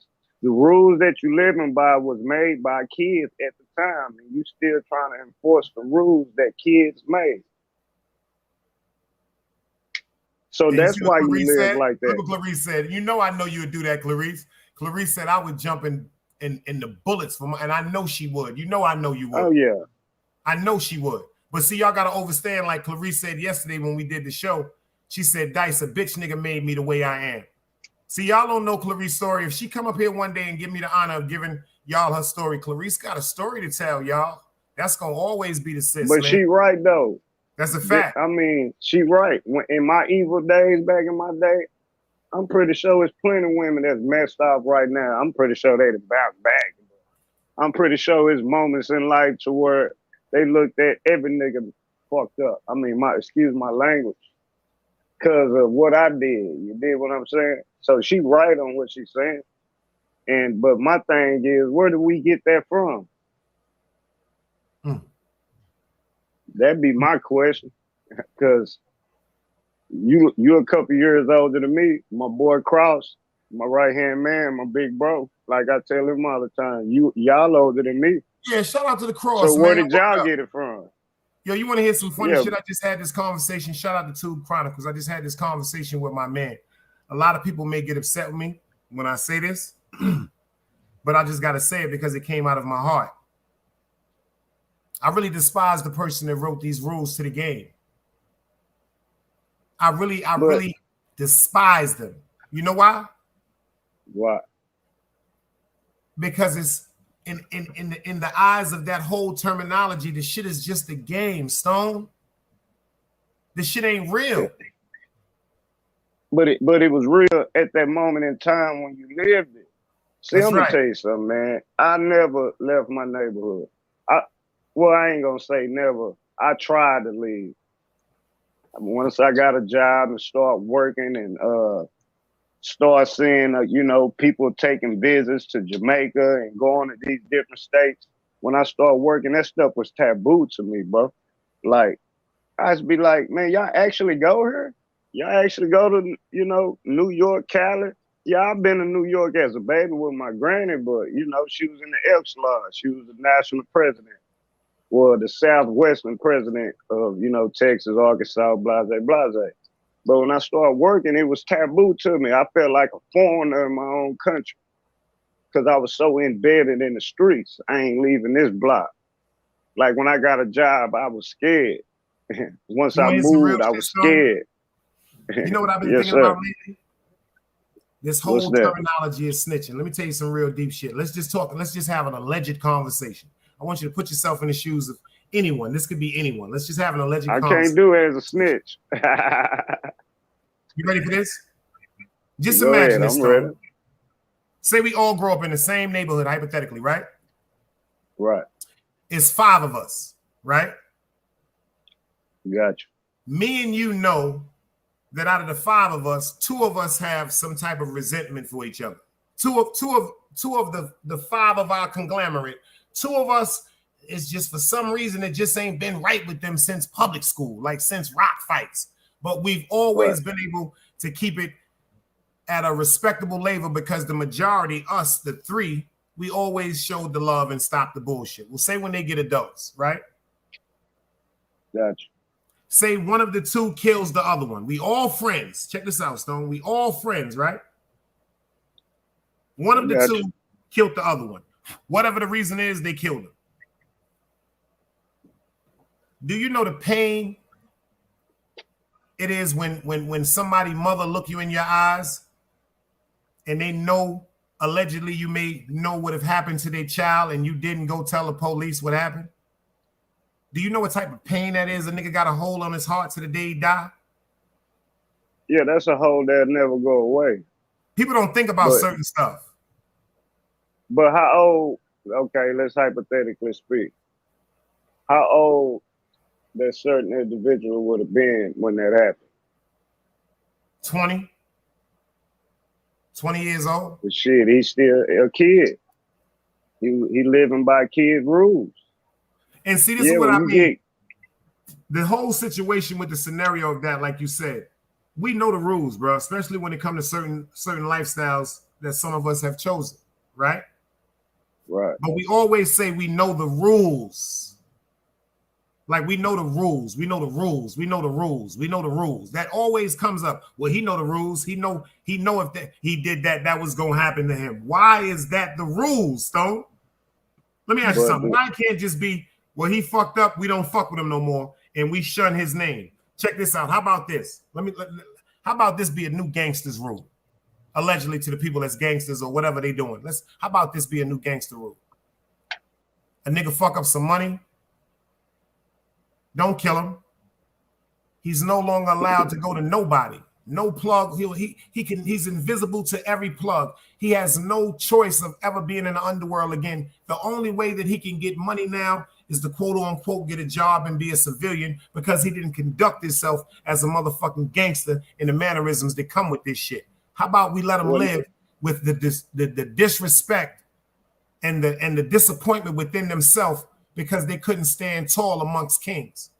How about that one? Look, okay, well, look, I'm gonna break it down in East Coast terms. I'm a Southern boy, so then you can really understand what I mean.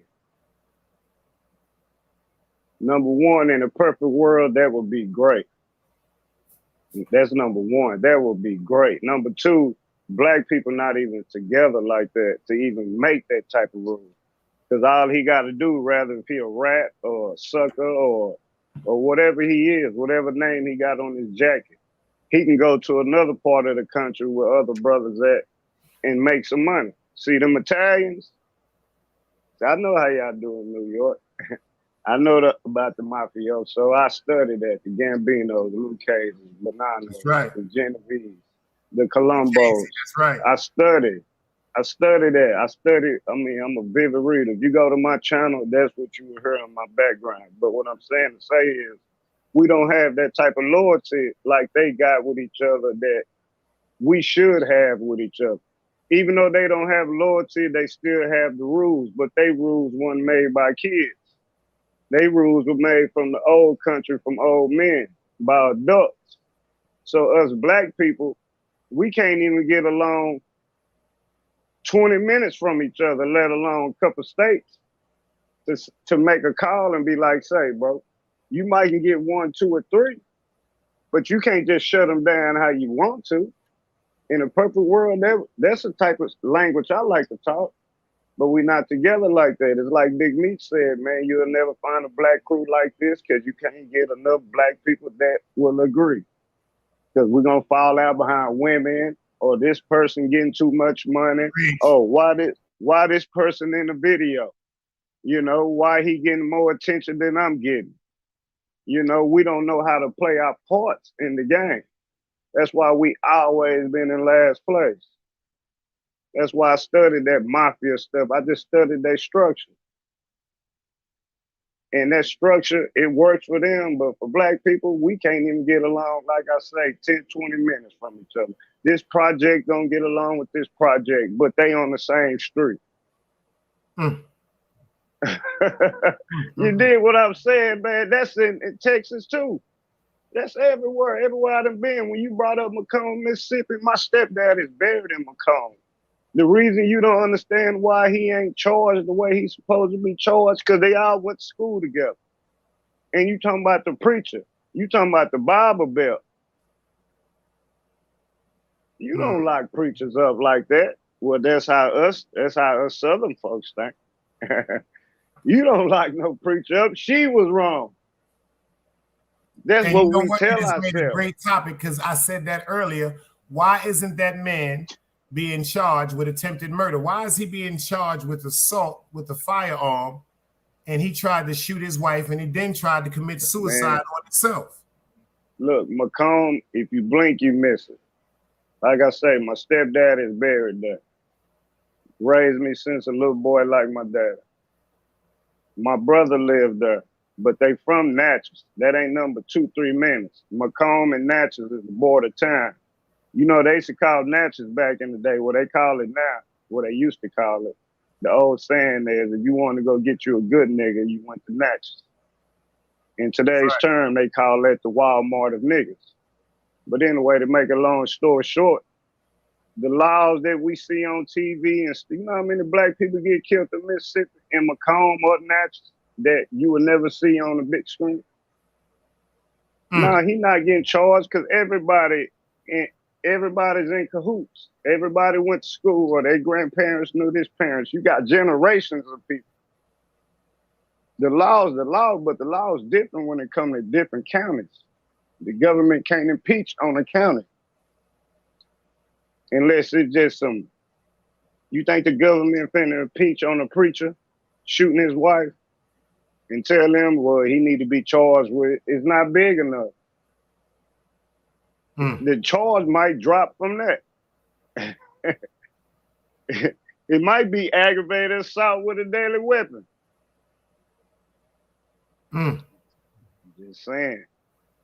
See, I can bring y'all to where these people at, man, and give you the real world, because it's TV stuff to a lot of people that were like the mafia with me. It took me reading and Marcus Garvey and Elijah Muhammad, Farrakhan, Malcolm X, everybody. I had to read, study, because all we see is TV stuff, and it's the same thing, you know, from where everybody else from, whether it's from the East Coast, the West, the Midwest, the North, whatever. That's deep. You know, it's like most of my people, half of my family that's from Dallas moved to Minneapolis in the 70s. But it's like two different worlds. If you don't know, you don't know. So in Macomb, that's an upward to you, but to me, that's everyday life. Man, what you think them white folks are gonna do? Man, this Macomb, you blink an eye. You know what cemeteries? You got one big cemetery out there, Hunter Cemetery, the Hunts. You know who the Hunts is? That's JB Hunt, right? That's the truck drivers. You ever seen JB Hunt trucks? Nah. I guess because I'm so used to seeing that John Deere shit down here, my fault. Man, JB Hunts is nationwide. Man, you see them anywhere, but my stepdad a Hunt. You know what I mean? He like 2 generations removed. His great-great-granddaddy was a Hunt, but they own all the trucks, millionaires, billionaires. In Mississippi, you got your white side of the cemetery, and you got your black side of the Hunts. They pay for everything. See, that's how it go in Mississippi. That's how it go in the South, period. So, like I say, it might be taboo to you, but it's normal to me. Man, they wasn't finna charge that preacher, man, like that. It's not the man of the cloth. It's just like them Catholic preachers up there on the East Coast, in Boston and all that, raping them boys. What they do, just transfer them to another church. Same thing in the South.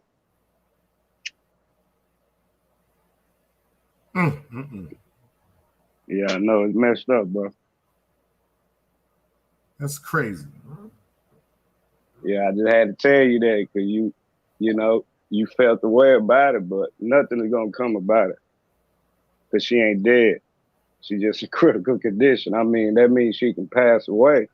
I think even if she passed away, he still wouldn't get a Oh, no. She's on the way home. She's in a speedy recovery. Oh, yeah. He dang sure ain't finna get charged. That's why I said he's gonna quote unquote get whatever. But I just don't understand. If I just knew, see, in all the ones I looked up, they will not say what it came from.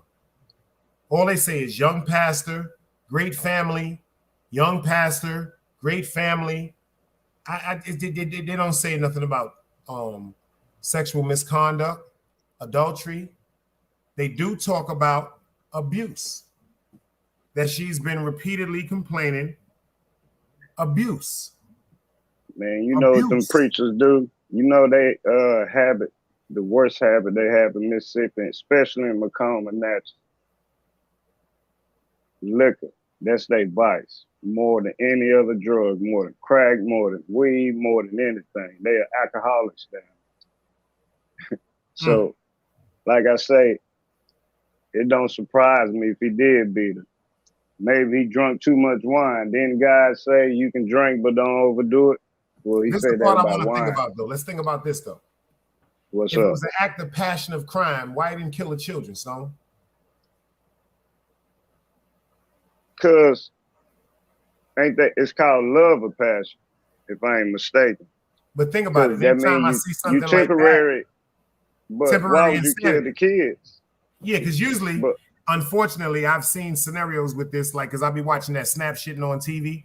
It always turns out that me too. you see what they do? They kill everybody, Yeah. Kids, because they say, Yeah, fuck it, all of us is gonna die. Ain't nobody gonna be. This is what I'm trying to say. What happened that he shot her? Did he shoot? Did she pull a gun? Were they fighting? Were they going through a dispute? Because, you know, let me ask you something. How many times have people gotten into arguments on vacation? Oops. How many times Millions of times. people are drinking, family reunions, fighting? I can tell you I've seen it so many times down here with guns was pulled out with my family members. People down here from Man, DC. her too. This is facts, everywhere. This is facts, Stone. What you mean? How you was talking about your cousin a while ago? That touched me a little bit too, because my cousin locked up. My first cousin. We the same age. Well, here you're younger. Same mama. I mean, well, our mama's a sister. Same grandpa, same grandma. Yeah, same ground. Like that's like, yo, that shit. Like I said, if they only knew. I'm not. Yeah. That's a whole nother topic. We'll talk about that another day. But trust me, I felt you on that. If they only knew the mistakes I we made. felt you on that. And the reason why I say that is it was over. The reason why me and him had that conversation, not to get off topic, because I know he's still watching me, but he has not been in the chat. That's my word. That shit bothers me. He might be watching me now. I apologize. Well, at least it's free. You can make amends. Mine locked up for 15 years and think I owe the way Stone, the way I spoke to him, Stone, nah, Stone. Listen to me, Stone. Well, Big Dice, let me tell you some real shit. Just a down south brother, right? Because you know I got Southern hospitality. That's right. We from the city. We from Brooklyn. Okay, I know where you from, but you stay in North Carolina. Down to the south. He's in Virginia. I'm here in North Carolina. Yeah, and I heard people say North Carolina is the East Coast. No, it's not. That's the South. It's just closer to New York than, yes. And I tell a lot of people that. But anyway, I be seeing you go off on a lot of people. That's why when you was like, Stone, where you been last week, nigga? Shit, if you only knew the YouTube beef I had. Not to cut you off, Stone. I got to give this to you kinetically from my brain to your brain. You've never even seen me upset, Stone. That's how bad it got between me and my cousin. That's not good. And Stone, that shit is Stone. That you shit love your cousin. I know you do. Yo, listen to me. We was the Three Musketeers from peeing in the bed, bro. You got to understand. And then when I said something to him, I won't even repeat the shit. It's so fucking ignorant. And he looked at me like the look he had in his face. He just looked at me like, yo, you hear what you saying to me? And ain't nothing, you don't apologize. Nothing pussy about my cousin. Nothing pussy about him. Then why you it hurt him apologize? so bad what I said to him. He was like, yo, he said, cuz, you heard what you just said to me? I said, that's motherfucking right. You heard what I said to you. And I meant that shit. And that's fucked up, bruh. I ain't gonna lie, that's fucked up. But if you wrong and you can admit you're wrong, and your cousin, at least he free and you can touch him, I can't touch mine. What I mean, Stone, this that cousin that. Oh, you older? By 7 months. It don't matter. Is you 7 older? months. 7 months. You in the wrong. You in the wrong. Dead wrong. And look, you never too old to teach a new dog new tricks. I mean, but look though, if you love, and I know you love your cousin, or you wouldn't bring it up the way you bring it up. You just said you don't even see him in the chat. That means he normally be in that chat. Yeah. But as a big cousin, even if for 7 months, I don't care if it was for a day, you still big kinfolk. And you know you got to make that right. I let money and I let money and how could I say it? I let money and certain things and betrayal I've been through in my past. Hey, you said the worst thing. You said the worst thing to me, Big Dice. I'm gonna be honest. Money. I hate that. I hate it. I hate Money. it with a passion. Money. Because people say money is the root of all evil. No, it's not. People just make the money the root of all evil. That's right. Money has never polluted my brain ever in life. I give it away. My girl argue me down all the time because I give it away. Stone, that's not it. See, you're right. Because me, I'm telling you, Stone, I'm not saying this. It's so many times I've made sure people have, and I'm so happy that they have, and I didn't on my mother's life. This is what happened, Stone. It's just like, Stone, if I'm dealing with you and you say, yo, Dice, let's do this, and I don't question what you say to me, right? And then I do it with you, and then all of a sudden something go wrong. Then I start thinking about the suckers in my past, and I'm like, oh shit, Stone just took my genuine love for him and my belief in his idea and manipulated that just to take advantage of it. Now I get, okay, let me tell you this then. You can't expect everybody to treat you how you treat them. Right. That's number one. Right. And number two is, you can't blame your cousin just because you thinking about what other niggas done did to you. Facts. Just because you heard one bad thing, you flip out. Just because you heard one word. One bad thing. I don't even know it. Maybe God told me though. Yo, Stone, I don't know how you just said that shit, Stone. You know what my cousin said to me? He said, bro, have I ever did anything? Nah, you did wrong, Dice. I did wrong, Stone. I did wrong. You telling me you're doing wrong. Wrong. So I'm gonna tell you. Stone, this look at my face, live. Stone. I did wrong, Stone. Hold on, let me cut my camera on, man. I did wrong. Man. Let me put this I did wrong, Stone. I did wrong. You did wrong, bro. I ain't gonna lie. You did wrong. I did wrong, Stone. I wish I could show you this lake right here, but it's so dark. Goddamn wrong. The shit is so wrong. My cousin, his mother called me over that. And she don't like me. And she was like, what's going on with you and my son? She don't like you, but you gave her even more of a reason not to like you even more. And I couldn't do nothing but just listen to her. I mean, look what you just told me, Dice. Look, I'm a real nigga. I'm gonna keep it silent. Say that. You did wrong, bro. I did wrong. If she didn't like you and you did that and got mad over one thing, not two, one. One thing. Come on, bro.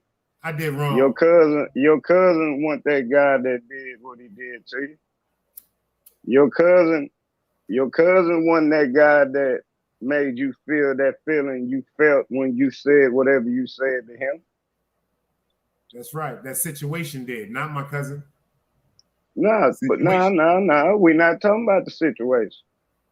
Well, we are talking about the situation. That's what erupted them thoughts. But it ain't got to be spoken on of. It don't matter the situation. Was it your cousin there that did it? That's right. That's what I'm saying. I mean, some things are just black and white. Some things we have to be apologetic for. I don't care how gangster we was in the street. See, gangsters talk to gangsters. Gangsters gonna meet no matter where they from, no matter what city, state. Maybe that's why YouTube her and all this stuff.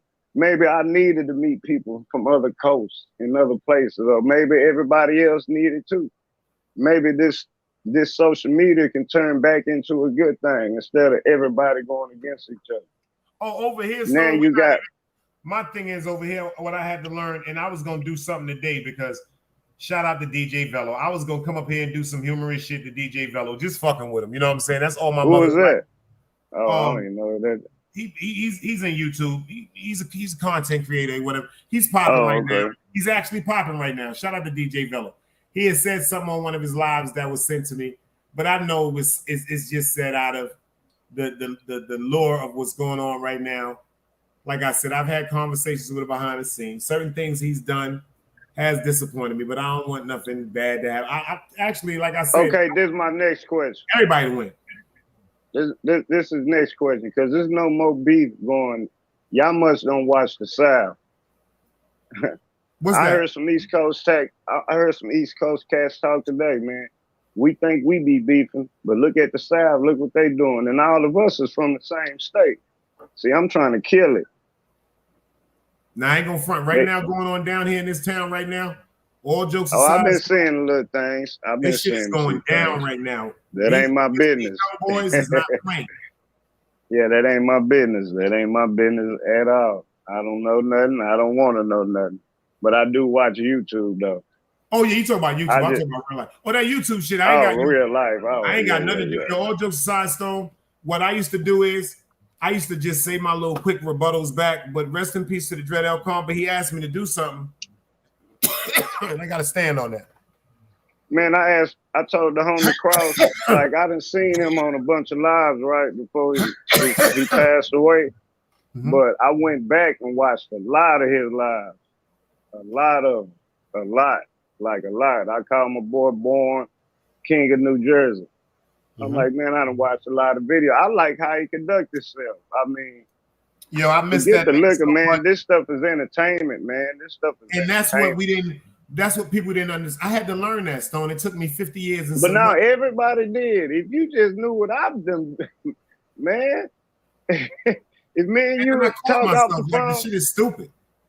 Yeah, it's because it's stupid because you arguing with people that, to my knowledge, you know them, you growed up with them. That's right. Like I just sit back and look at it. I can see if people didn't know each other, okay, that's entertainment, that's content. People arguing. But when it comes to friends, like I told people. Yeah, when it comes to friends on YouTube, I see now that's dangerous. And then the only thing that I get upset about is, see, I'm from that era. Like, I know this may sound like old fashioned, but see, I like when I know niggas fuck with each other, I don't put oil on that shit. I got conversations and relationships with people, and when I say this, my mother may get pushed out of heaven. I'd be like, yo, you know what? That's your man. Call him and talk to him. I don't say it like I'm trying to shot a person off the phone, because my ear is always for my brother or sister. But I be trying to tell people the way that you express certain things to me. If you need me to be like your practice mode, I'm only gonna listen to you. But I would rather. Let me ask you this, Dice. Oh, we got Chilling with Love in the building. Hey, Chilling with Love. Y'all go subscribe to Chilling with Love. I like her. She's out late night, y'all. Salute to her. Salute to her, man. Salute to her. But let me ask you this, Dice. Mm-hmm. I get what you're saying, right? But this the one thing for the life of me I can never understand. And I just said a while ago, how can people that know each other beef on YouTube? And the reason I say it dangerous, because the people that really know each other in real life and get on YouTube, they saying dangerous stuff against each other. Stone, you want to hear some funny shit? I ain't mean to cut you off. You want to hear some? Well, I'm just going to speak about my ignorance. You dig what I'm saying? What I learned myself. You know what I learned, Stone? They teach us everything in the hood. They teach us how to bust our gun. They teach us how to manipulate the system. They teach us how to avoid the police. They teach us how to be players. They teach us how to be gangsters. But they never teach us how to really express what's on our heart and our feelings. We ball all that shit up for so many years. That's because that's our culture. It's wrong to cry. But look, bro, how many secrets you done found out in your family that you found out at an older age? There's a lot of secrets in my family I found out in my late 20s and early 30s that I wasn't happy about. If I can dig them people back up, I'll kill them again myself. So that just, I don't know why are people like that. I don't know why people went from the South to the East to the West and came back. And one thing we all have in common. I know why. I can tell you why. See, I did the history on this back in the days. They made us do a book report on the migration. No, it ain't even just the migration. I'm talking about what I'm saying. The secrecy never left, even when you tried to run away from it. We was just talking earlier about when certain young girls back in the days, they got pregnant. Like in my family, if you got pregnant under 20 years old, you going down south to have that baby. If you're in New York, if you're down south, you going told to New York. You said they were going to North Carolina. I was listening. back and forth to New York. See, it wasn't about the children. It was about the parents. I keep telling people, our sins that we going through is not what we did. It's what our parents did. That's why I'm trying to break this curse. That's why I moved the way I moved, because I love my son so dearly. Because the old me, Stone, oh. Right. But let me ask you this question. How would you break the curse? By example. I did a live call. I did a live titled, I guess I'm going to have to lead by example. We have to start forgiving those who trespass against us. Number one, an intentional disrespect. I learned this from a therapist. See, when that pandemic shit was going down and people was going crazy, what I did is I was getting personal sessions with a therapist because they couldn't come out. See, I had this thing with me where I knew it was things that was bothering me, but I had this insecurity with talking to somebody about it because I thought I was going to be judged. So I didn't want to be face to face with someone. But then when the pandemic came up and then they gave you the option and these better, cheaper plans and rates for you to sit up and be face to face with someone on the phone and express what was going on. Best thing that ever happened to me. Best thing that ever happened to me. And then one of the deepest things that the woman said to me was, and the shit bugged me out. In like about 10 minutes, she told me exactly who I was. She said, you have to learn what you interpret as disrespect. She said, once you get a hold and a grasp on what you interpret and receive as disrespect, you'll have control on your reactions. Yes, sir. Some real deep shit she told me. She was like, yo, number one, like I try to tell people, it's the wording.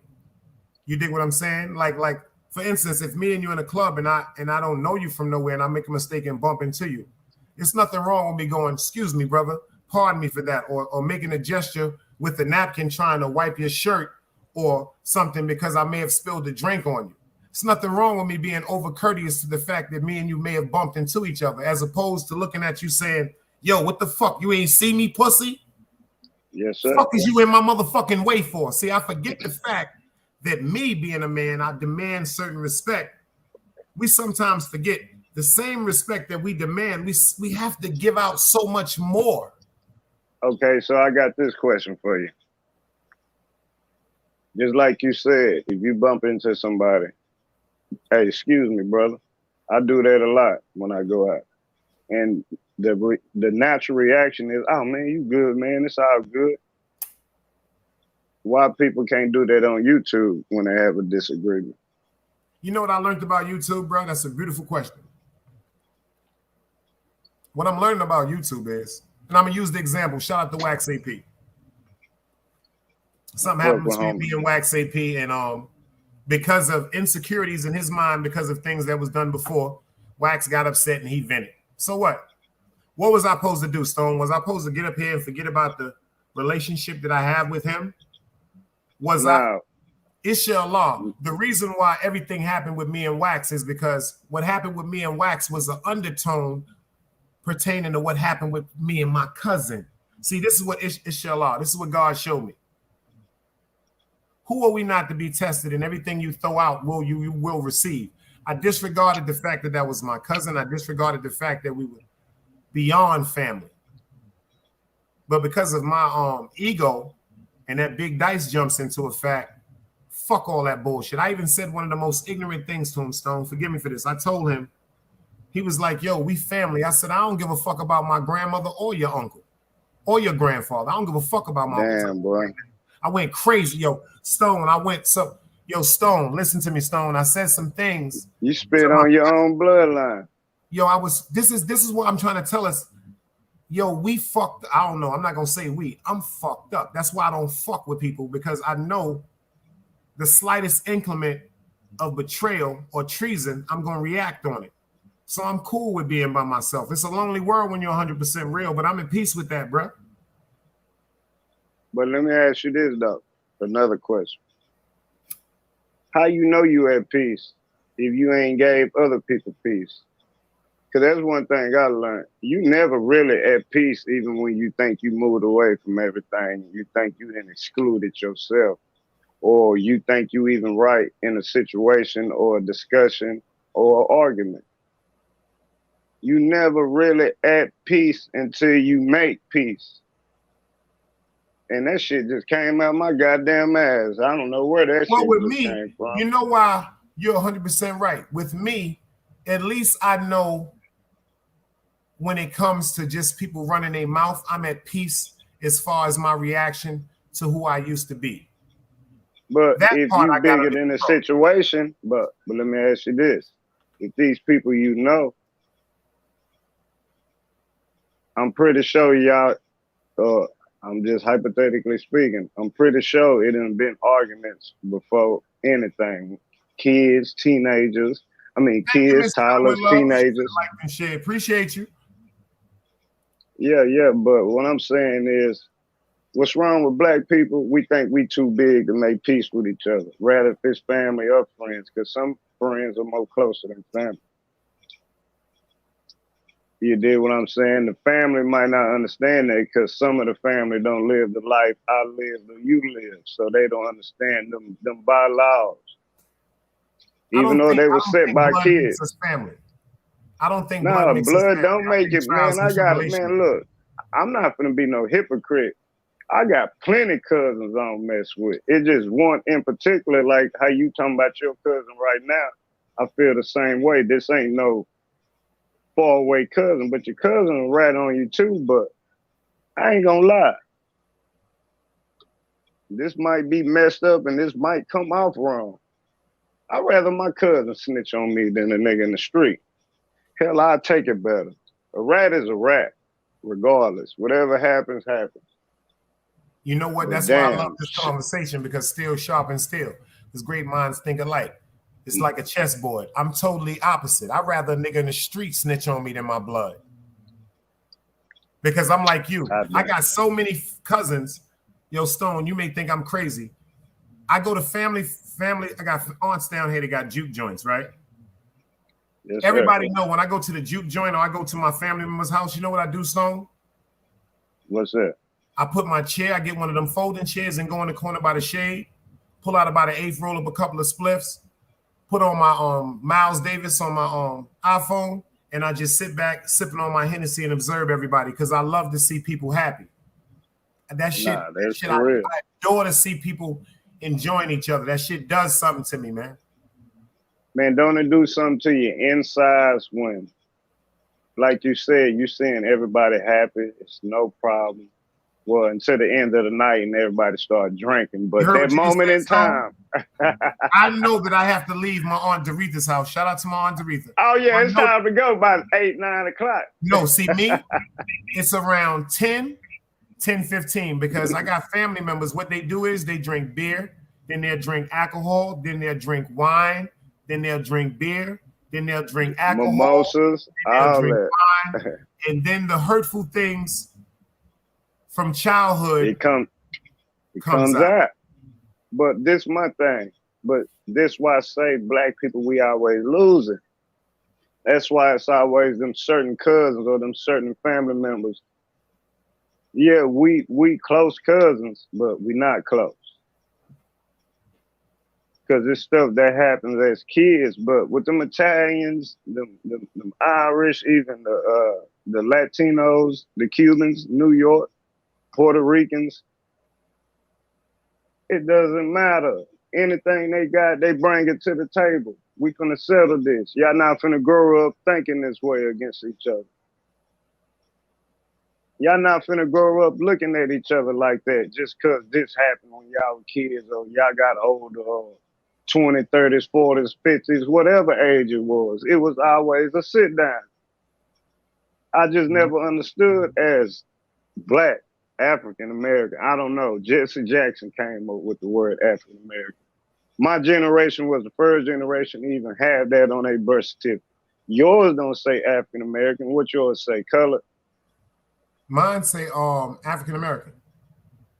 Yours say African American? Yes, sir. Goddamn. I came right after the. I don't know if you remember. I missed that shit happened in '86. I thought. Nah, mine say African American. Mine say African American. And I didn't get that birth certificate. Some people was getting. And you want to hear something funny, Stone? I have my original. I mean, my original birth certificate. And it's it a bunch said of African paper on it and American. everything, but I have it. I don't have my Damn. original social security card, but I have my original Yeah. birth certificate. Man, I think yours would say colored. I don't know. Maybe it hit New York before. I mean, maybe it Oh, you hit know the what? I'm East gonna make Coast sure I'm before gonna the go ahead and South. load it up and put a picture up for when we go live. I'm gonna show it to you. But I know, and the 'Cause bad part is the reason why I I know ain't this. saying Because I'm wrong. Nah, you know that's I'm the probably document, wrong. right? You know that's money, right? Yeah. Mine Yeah. say African American, but I thought in '86 was the first year that they started making people birth certificates because of Jesse Jackson with the African American. Like I just uploaded a short Nigga, I ain't about that old. I got here Afro-American. in '72. I'm only 50. Stone making it seem like No, I'm no, 70,000. no, no. No, what I'm saying is I just uploaded a short in 1965.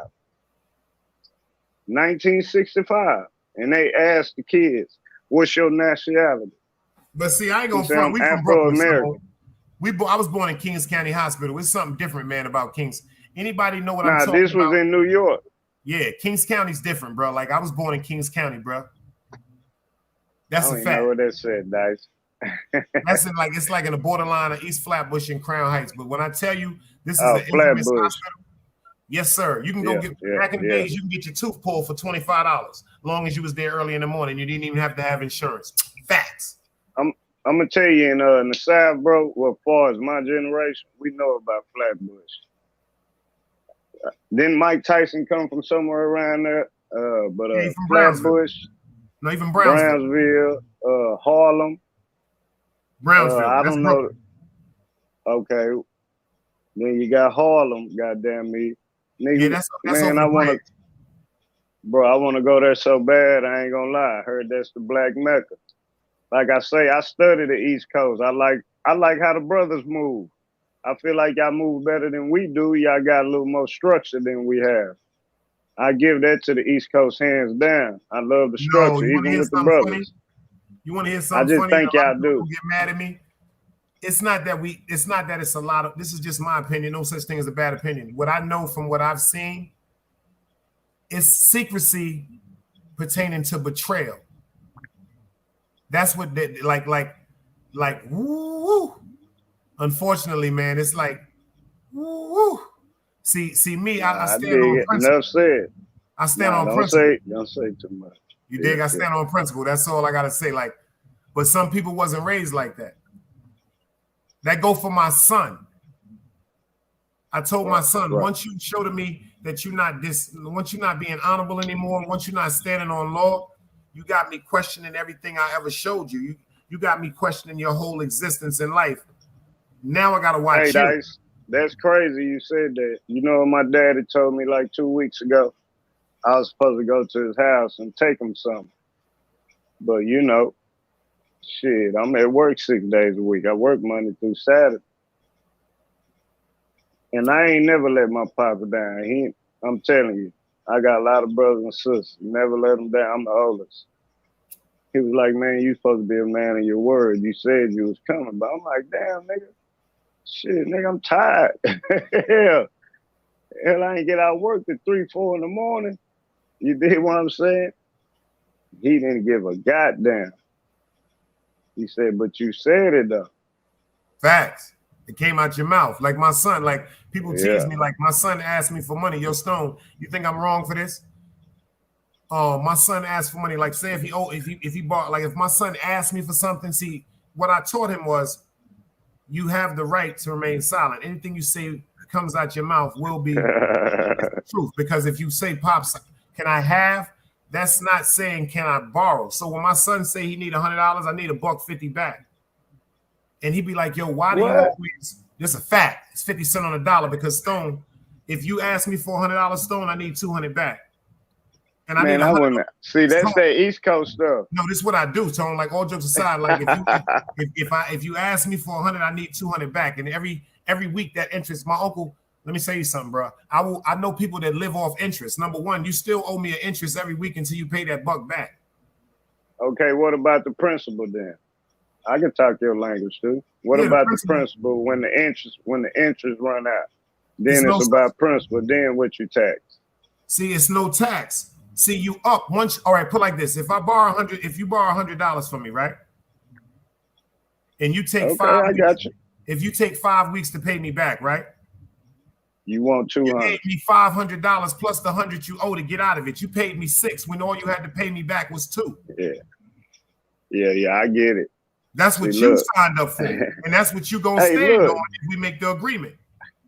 Big Dice, the only difference with my son is 50 cents on the dollar with no interest. If he asks for 500, I'm dead serious, Stone. I need 750 back. And I taught him this. He said, "Why would you do this? I'm your son." I said, "Because in this world, you ain't gonna get nothing for free. If you go to that car dealership and you say you want a car for $8,000, if you don't got $6,500 to $7,200, you're not gonna walk out that car without a tab.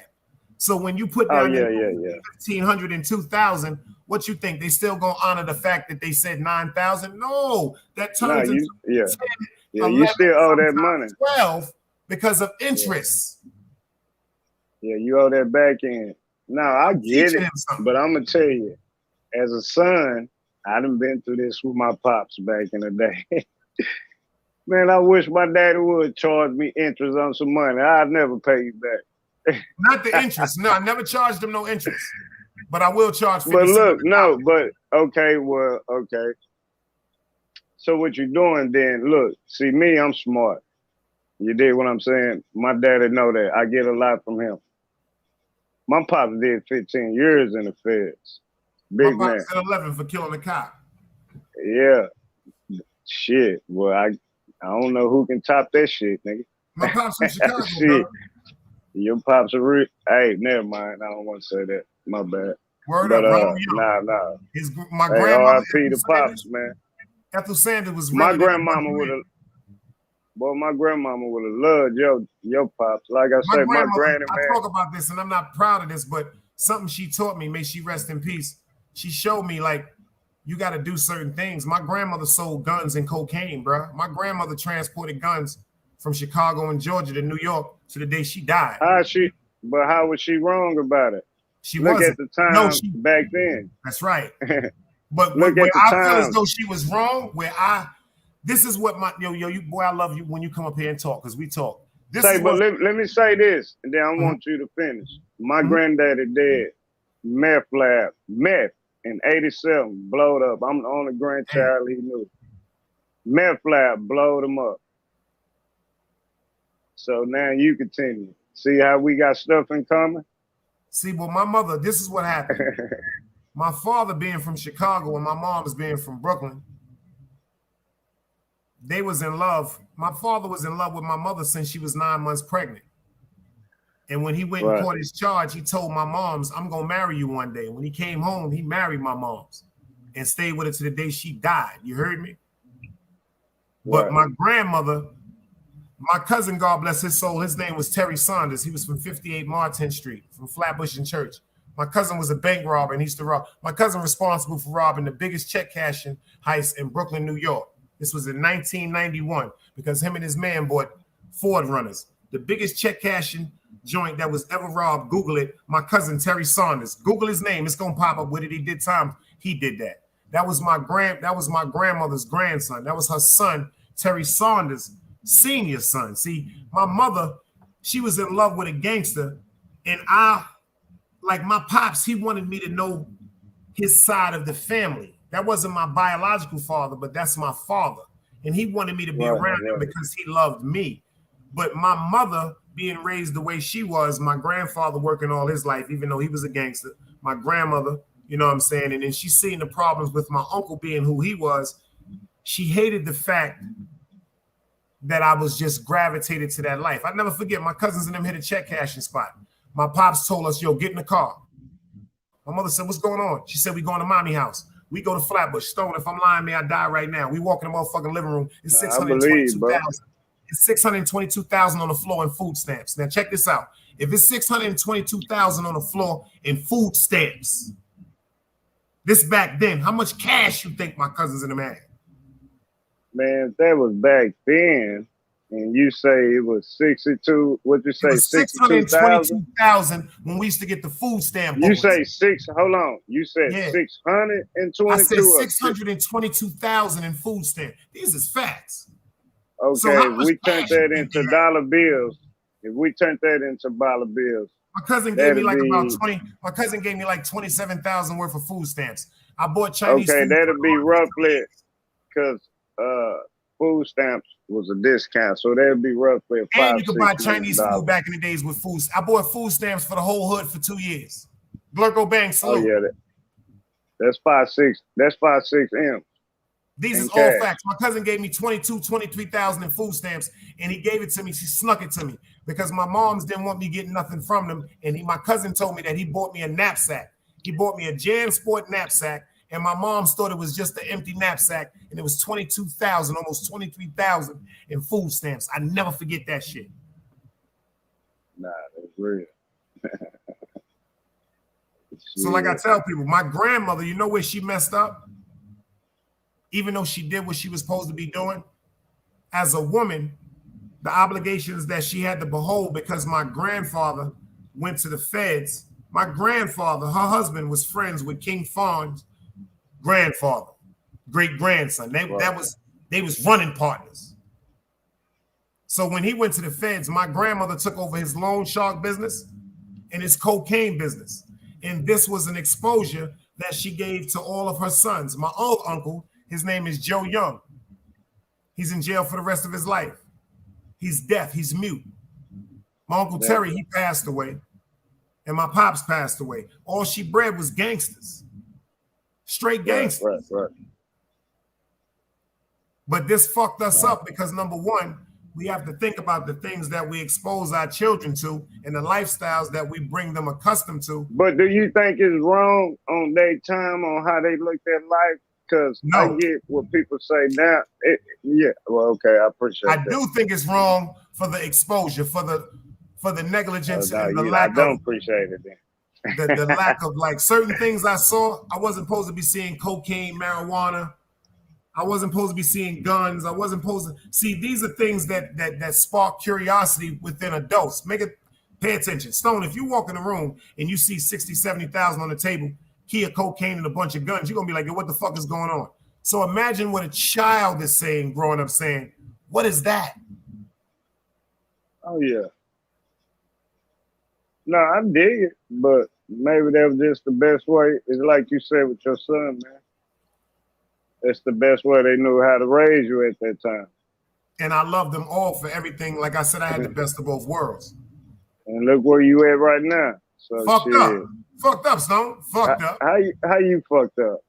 Stone, let me tell you something. We cussing. I ain't think you cussed. The part is, see, that's the part of it. You know why I know, first of all, I'm fucked up because of certain insecurities. Yeah, you got to apologize to Kim fucked up. Bruh, I've apologized so much. Yo, when I speak to my cousin now, this the conversation. Yo, cuz, what up, boy? You all right? You good? Yo, do me a favor. Give me a few minutes. I'm going to hit you back. Ooh. No, you got to keep trying, though. You messed up. Oh, yeah, I will. And I've been pouring my heart out to him through family members and my show. But, yo, tell you the truth, Stone, I know I overstepped certain things. It's just like, all right, it's just like for instance, say for instance that, say you got a friend. Say one of your homeboys, unfortunately, one of their children was killed. And then you get mad at them and say something like, well, that's why your motherfucking son dead. You can't come back. I wouldn't even say that, though.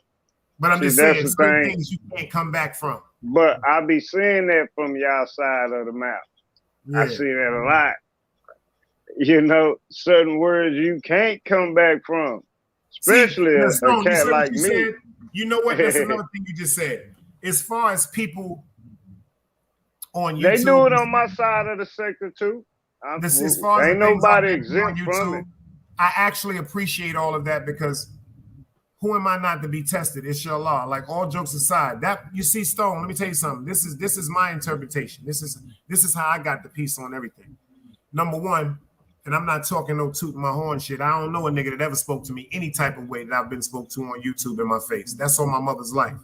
So tell you the truth, when certain things happen on YouTube, it does grasp you as a shock factor because of this inclination that we have in our mind. Who the fuck this nigga think he is? The same way we can say who the fuck we think that nigga is, the same way that man got the right to say who the fuck I think I am. Right, but see, the wise person is going to sit back and look at the whole thing from a totality. I'm tired of being biased. See me, But I this don't my think what happens to me. okay. Who the wise man then? Because everybody's in uncharted territory. That's why YouTube the way it is now. It ain't like it's a person that everybody can go to and be like, "Dang man, you was a success." I mean, you got a lot of success on YouTube, but not people that's friends with everybody. I'm just gonna give you. This is my thing. This is what I've learned. This is my analogy. Number one, if your heart is not pure on YouTube, you're not gonna make it. Number one, goes to everybody. This goes to everybody. Everybody. Just my educational purposes. I mean, no offense. If you make a title or a thumbnail about somebody that you're not in cahoots with or personally friends with, that makes you a sucker in my motherfucking. In my heart, that makes you a dick sucker. That makes you a clout chaser. That makes you a clown. That's just my opinion. If you feel as though you're going through something with somebody and y'all both are getting cocky and y'all turning it into humor and all right, I said you got a big head. You said I got a long foot. If that's what you feel as though y'all have to do to get through y'all moment, I don't agree with that neither. But I understand that because y'all have a rapport with each other. Even though it's ignorant and foolish, I can kind of sit back and understand that because usually when you got two friends that's saying hurtful things to each other, when you got to go in your heart to muster up something that you know intentionally is going to hurt somebody because it's coming from you, that's a cry for help. That's saying, yo, I miss you. Yo, something you did hurt me so much. I want to say something to you to hurt you more. That don't mean I hate you. People are so fucking fake. What they do is they say, okay, he said fuck him. Ooh. But when you don't say fuck him back, they still go, ooh.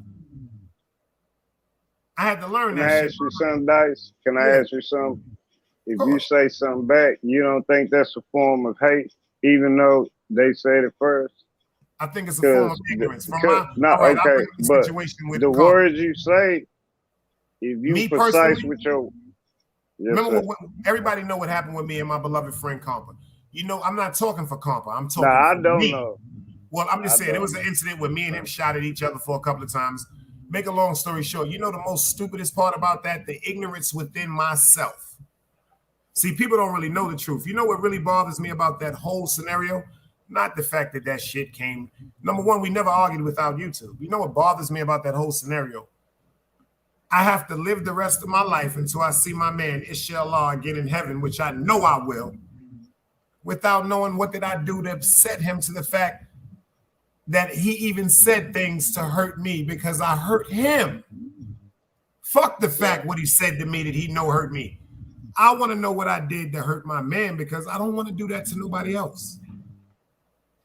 See, we make a mistake sometimes and say things without thinking, without even understanding the effect of what we're saying. I don't want to make that mistake. I got a question, Dice. Of course. Have you ever thought that when he was here?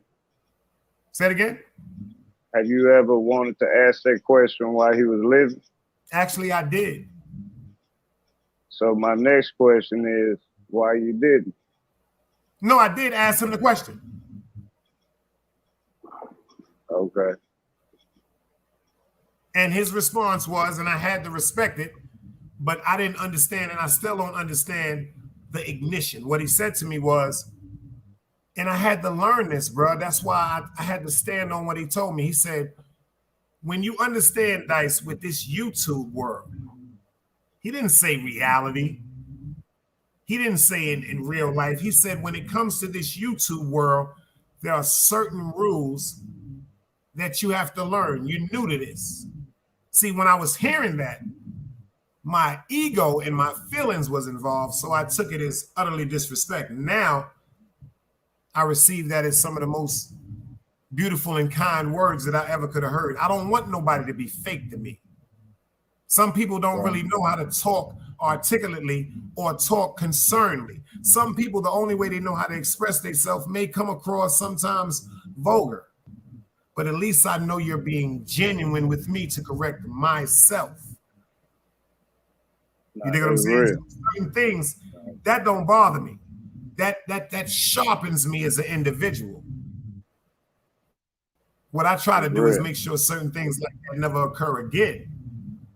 Because I don't want to be alive talking to my man like I do sometimes smoking weed, wishing he was here to argue with me.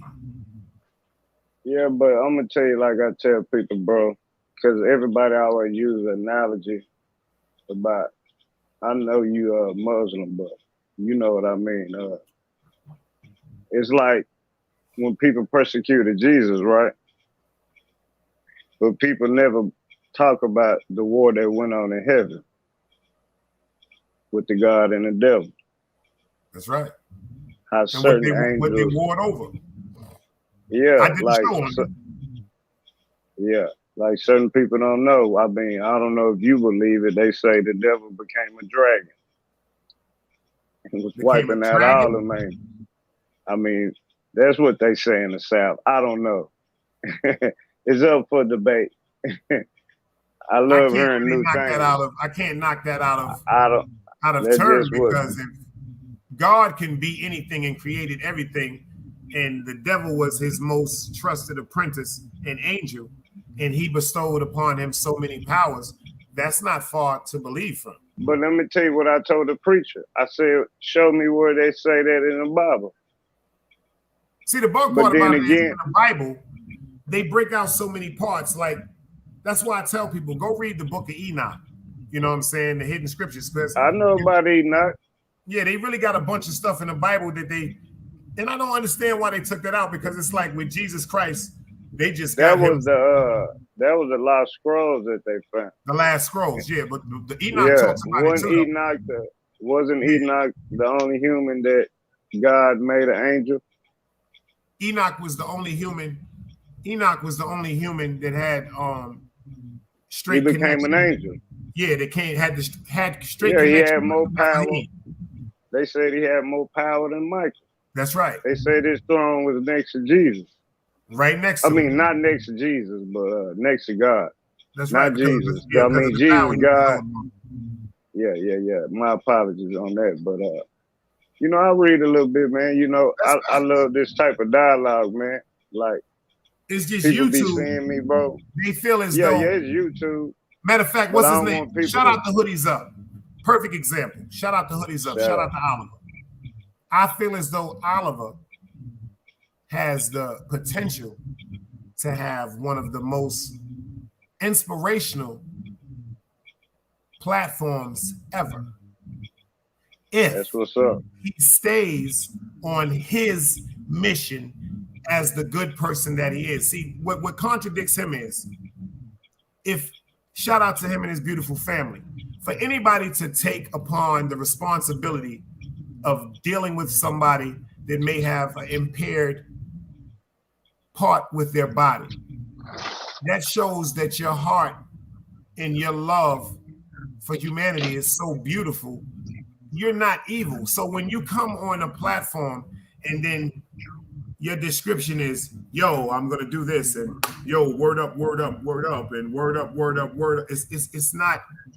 it's not cunning to gravitate to. But when you get up there and express, sometimes days just overwhelm you with disparity.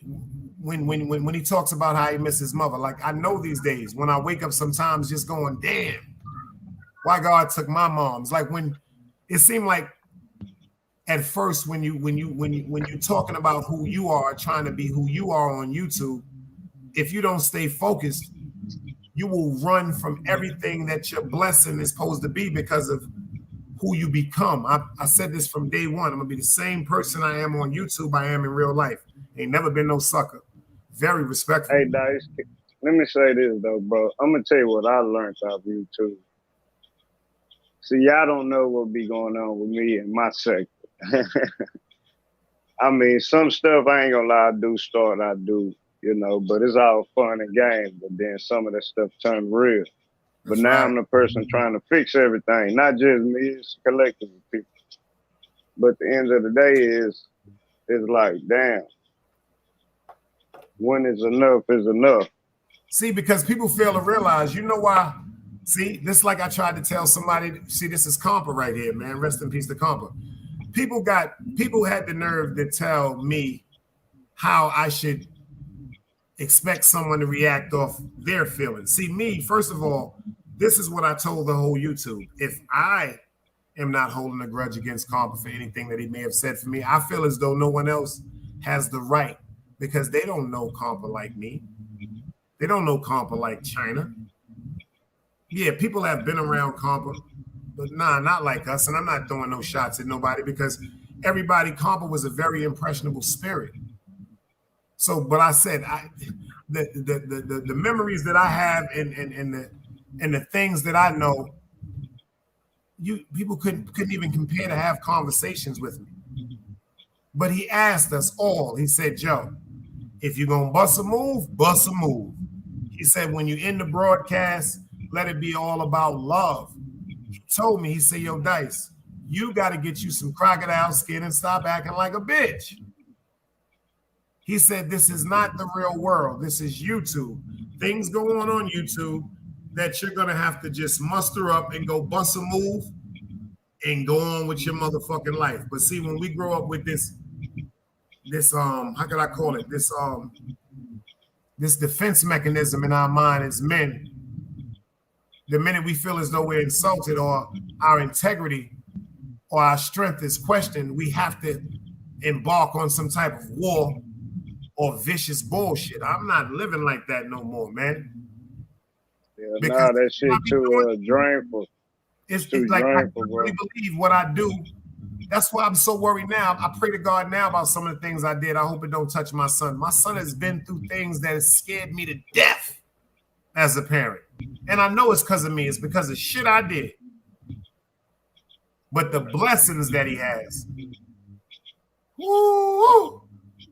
I know my mother, his mother, he has so much beautiful angels protecting him and stuff like that. But then his father's heart in the right place. I can tell you right now what has stopped the war on YouTube. Everybody stop talking about each other. First of all, if I'm not talking about you and you're not talking about me, we have to talk about something else. So just because we're not talking about each other, that doesn't give us the right to go talk about another YouTube. See, this is where the shit turns into sucker shit. Just because that shit going on everywhere, what we had, that doesn't give us the right to attack someone else. So you know what I learned? This is just me personally. I go watch and support a lot of channels, but I won't say nothing in the chat because I noticed when it was done to me. If you say a comment in a certain chat, especially if there's a thumbnail or indication that this is going to be a targeted attack on a particular person, they're going to feel as though that you're with that. And I'm not with none of that sucker shit. That's for real. Nah, you're doing right on that. I don't want to see nobody hurt each other. I'm tired. Like, the shit is like, and I just ask everybody to do that favor for me. That's my cry out. That's what I pray about every day. If people want to hear the truth, I want everybody to stop beefing. I don't want nobody to shoot no fair one and get it off their chest. I don't want nobody to get killed. I don't want nobody to secretly plant. No, I want everybody to just say, yo, you know what? Fuck this shit, man. Let's do something else, man. That is real. How many people got to get hurt? I don't know. Like I say, that's out of my zone right there. I don't know nothing about nothing. But I sit back and watch. But y'all ain't nothing happen different that ain't happening in the South or the West. It seems like it ain't nothing but a bunch of arguing. And I look at it as cyber arguing. Like I say, ain't nobody exempt from it because everybody did it. Well, I know one thing they say in the street. I'm not saying this is pertaining to YouTube, but usually when you're at the party, it's the broke nigga that start the fight. Shit, but why start the fight at all on YouTube? Because it's, you know what it is? I see, in my opinion, it's just my analogy. I think some people on YouTube think that there's really, they're aspiring to be certain YouTubers that they know are getting certain amounts of money, and they think that the YouTubers that they are clashing with is getting, I think it's like I said, they're trying to stop people from getting money, or they're trying to what is it, catapult off people's popularity for they can achieve money. That shit is goofy. Get a job. Get 2 jobs. Yeah.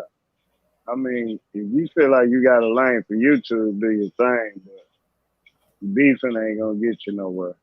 You're gonna get you a few views, few likes. You might be get a monetization or do all that, but what you gonna talk about after that? Facts. You dig what I'm saying? I mean, what happens after that when you try to have a decent conversation? People ain't gonna want to listen because they gonna want to hear the bullshit. Yeah, it's like the instigation. That's the only thing that touches my heart. Before we get out of here, that's really what touches my heart. The instigation. It's just the instigation. And then after something happens, everybody's like, oh, the instigation. We got to stop that, y'all. Everybody. First of all, this goes out to the people that use content to intrigue the crowd. This goes out to the supporters in the chats and the mods that secretly record things and send things to people that they know is going to upset them. We got to stop doing that shit. That shit crazy too. People are recording this and recording that and saying, look what he said. Look, he said that. Look. Can't even have a decent conversation with a person. Man, and a lot of times these is totally conversations that were misconstrued or taken out of context because of the actual segment that was recorded, not the whole conversation in totality. Nah, for real, bro. Well, I appreciate you, Stone. Tell them where they can find you at before we get up out of here, brother. Hey, man, y'all find me at Stone City the Table. If you don't mind, I'll drop it in the chat. Hell yeah, drop it, brother. What's wrong with you? Oh, no, I got to respectfully ask. Nah, bro. When you come but I over here, appreciate you guys having this conversation. Oh, we trying to keeping it growing over here like we was doing from day one. The devil almost got a hold of us, but nah, we ain't doing that shit over here. We, like I said, even Stone, I heard I've been saying things that people have, I just be laughing. It's going upon deaf ears because my reality is the truth. Right. That make me look like a fucking clown a lot. What the fuck am I arguing with something I know? Like, nah, that makes me look like I got Down syndrome. No disrespect intended. I meant it in a humoric film, but nah, man, I'm never going, nah. Two people arguing from a distance. You never know who the clown is. But it ain't just happening on your side, y'all side of the map. That shit happening everywhere, bro. That shit. And we looking crazy. Joe Rogan them ain't doing that shit. Yeah. Sure ain't. You did what I'm saying? So shit. I mean, appreciate you, Big Dice, for letting me on, bro. Shit. Hell, I be forgetting I'm on lives when I be talking. Oh yeah, we be like talking, this, we be man. building. It's always man, great when minds come together. Man, I tell Big Bro Cross that all the time, man. I be forgetting. You did what I'm saying? So shit, man. Hey, I appreciate the people for even listening to me and giving me the time of their day. That's what we need. We need more women to get over here because I'm trying to do that ladies' night where we could just sit back and let the women build on how we supposed to do it and get us right and help each other. And we walk together. It takes a village to raise a child, and it takes a community to raise a village, y'all. Nah, that part. But I appreciate you, bro. I appreciate you, Blurko Bangs, for pulling up. New York Nikki, Chilling with Love, Clarice Bradley, the whole Team Guardian, Dunbars, man. Who else popped up in here tonight? Let me run through this right quick. Ron Buggs, I know you in here. We got Dad from Legal Guap up in the building. Yeah, some good people. Beaver Valley popped up in the building. I ain't seen him in a minute. You know what I'm saying? We had Clarice in there all night. She went crazy. FTC Vice. King Crego was in the building. Y'all already know we got Stone up in the building. Danny Lux pulled up in the building. Black Stone, Black Soul was in the building. The Nile River was in the building. Yes. They was in the building. My other man from the Nile was in the building. Hold on. I got to shout him out. Louis V was in the building. What's my other man from the Nile? I'm looking at him right now. He was in the building. Hold up. I got to find him. Bentley, my man Bentley from the Nile was definitely in the building. You dig what I'm saying? But we had another great conversation, man. City Bama. Everybody from Team Guardian. Before you break out, Stone, shout out to my man Jaffe. If y'all don't know about this album, it's streaming on every platform. Shout out to my man Jaffe. and General Deezy. I'm gonna let y'all fly out on their little song, man. It's called The Streets Don't Love Us, man. Salute. The streets ain't never loved me. The streets ain't never loved me, yeah.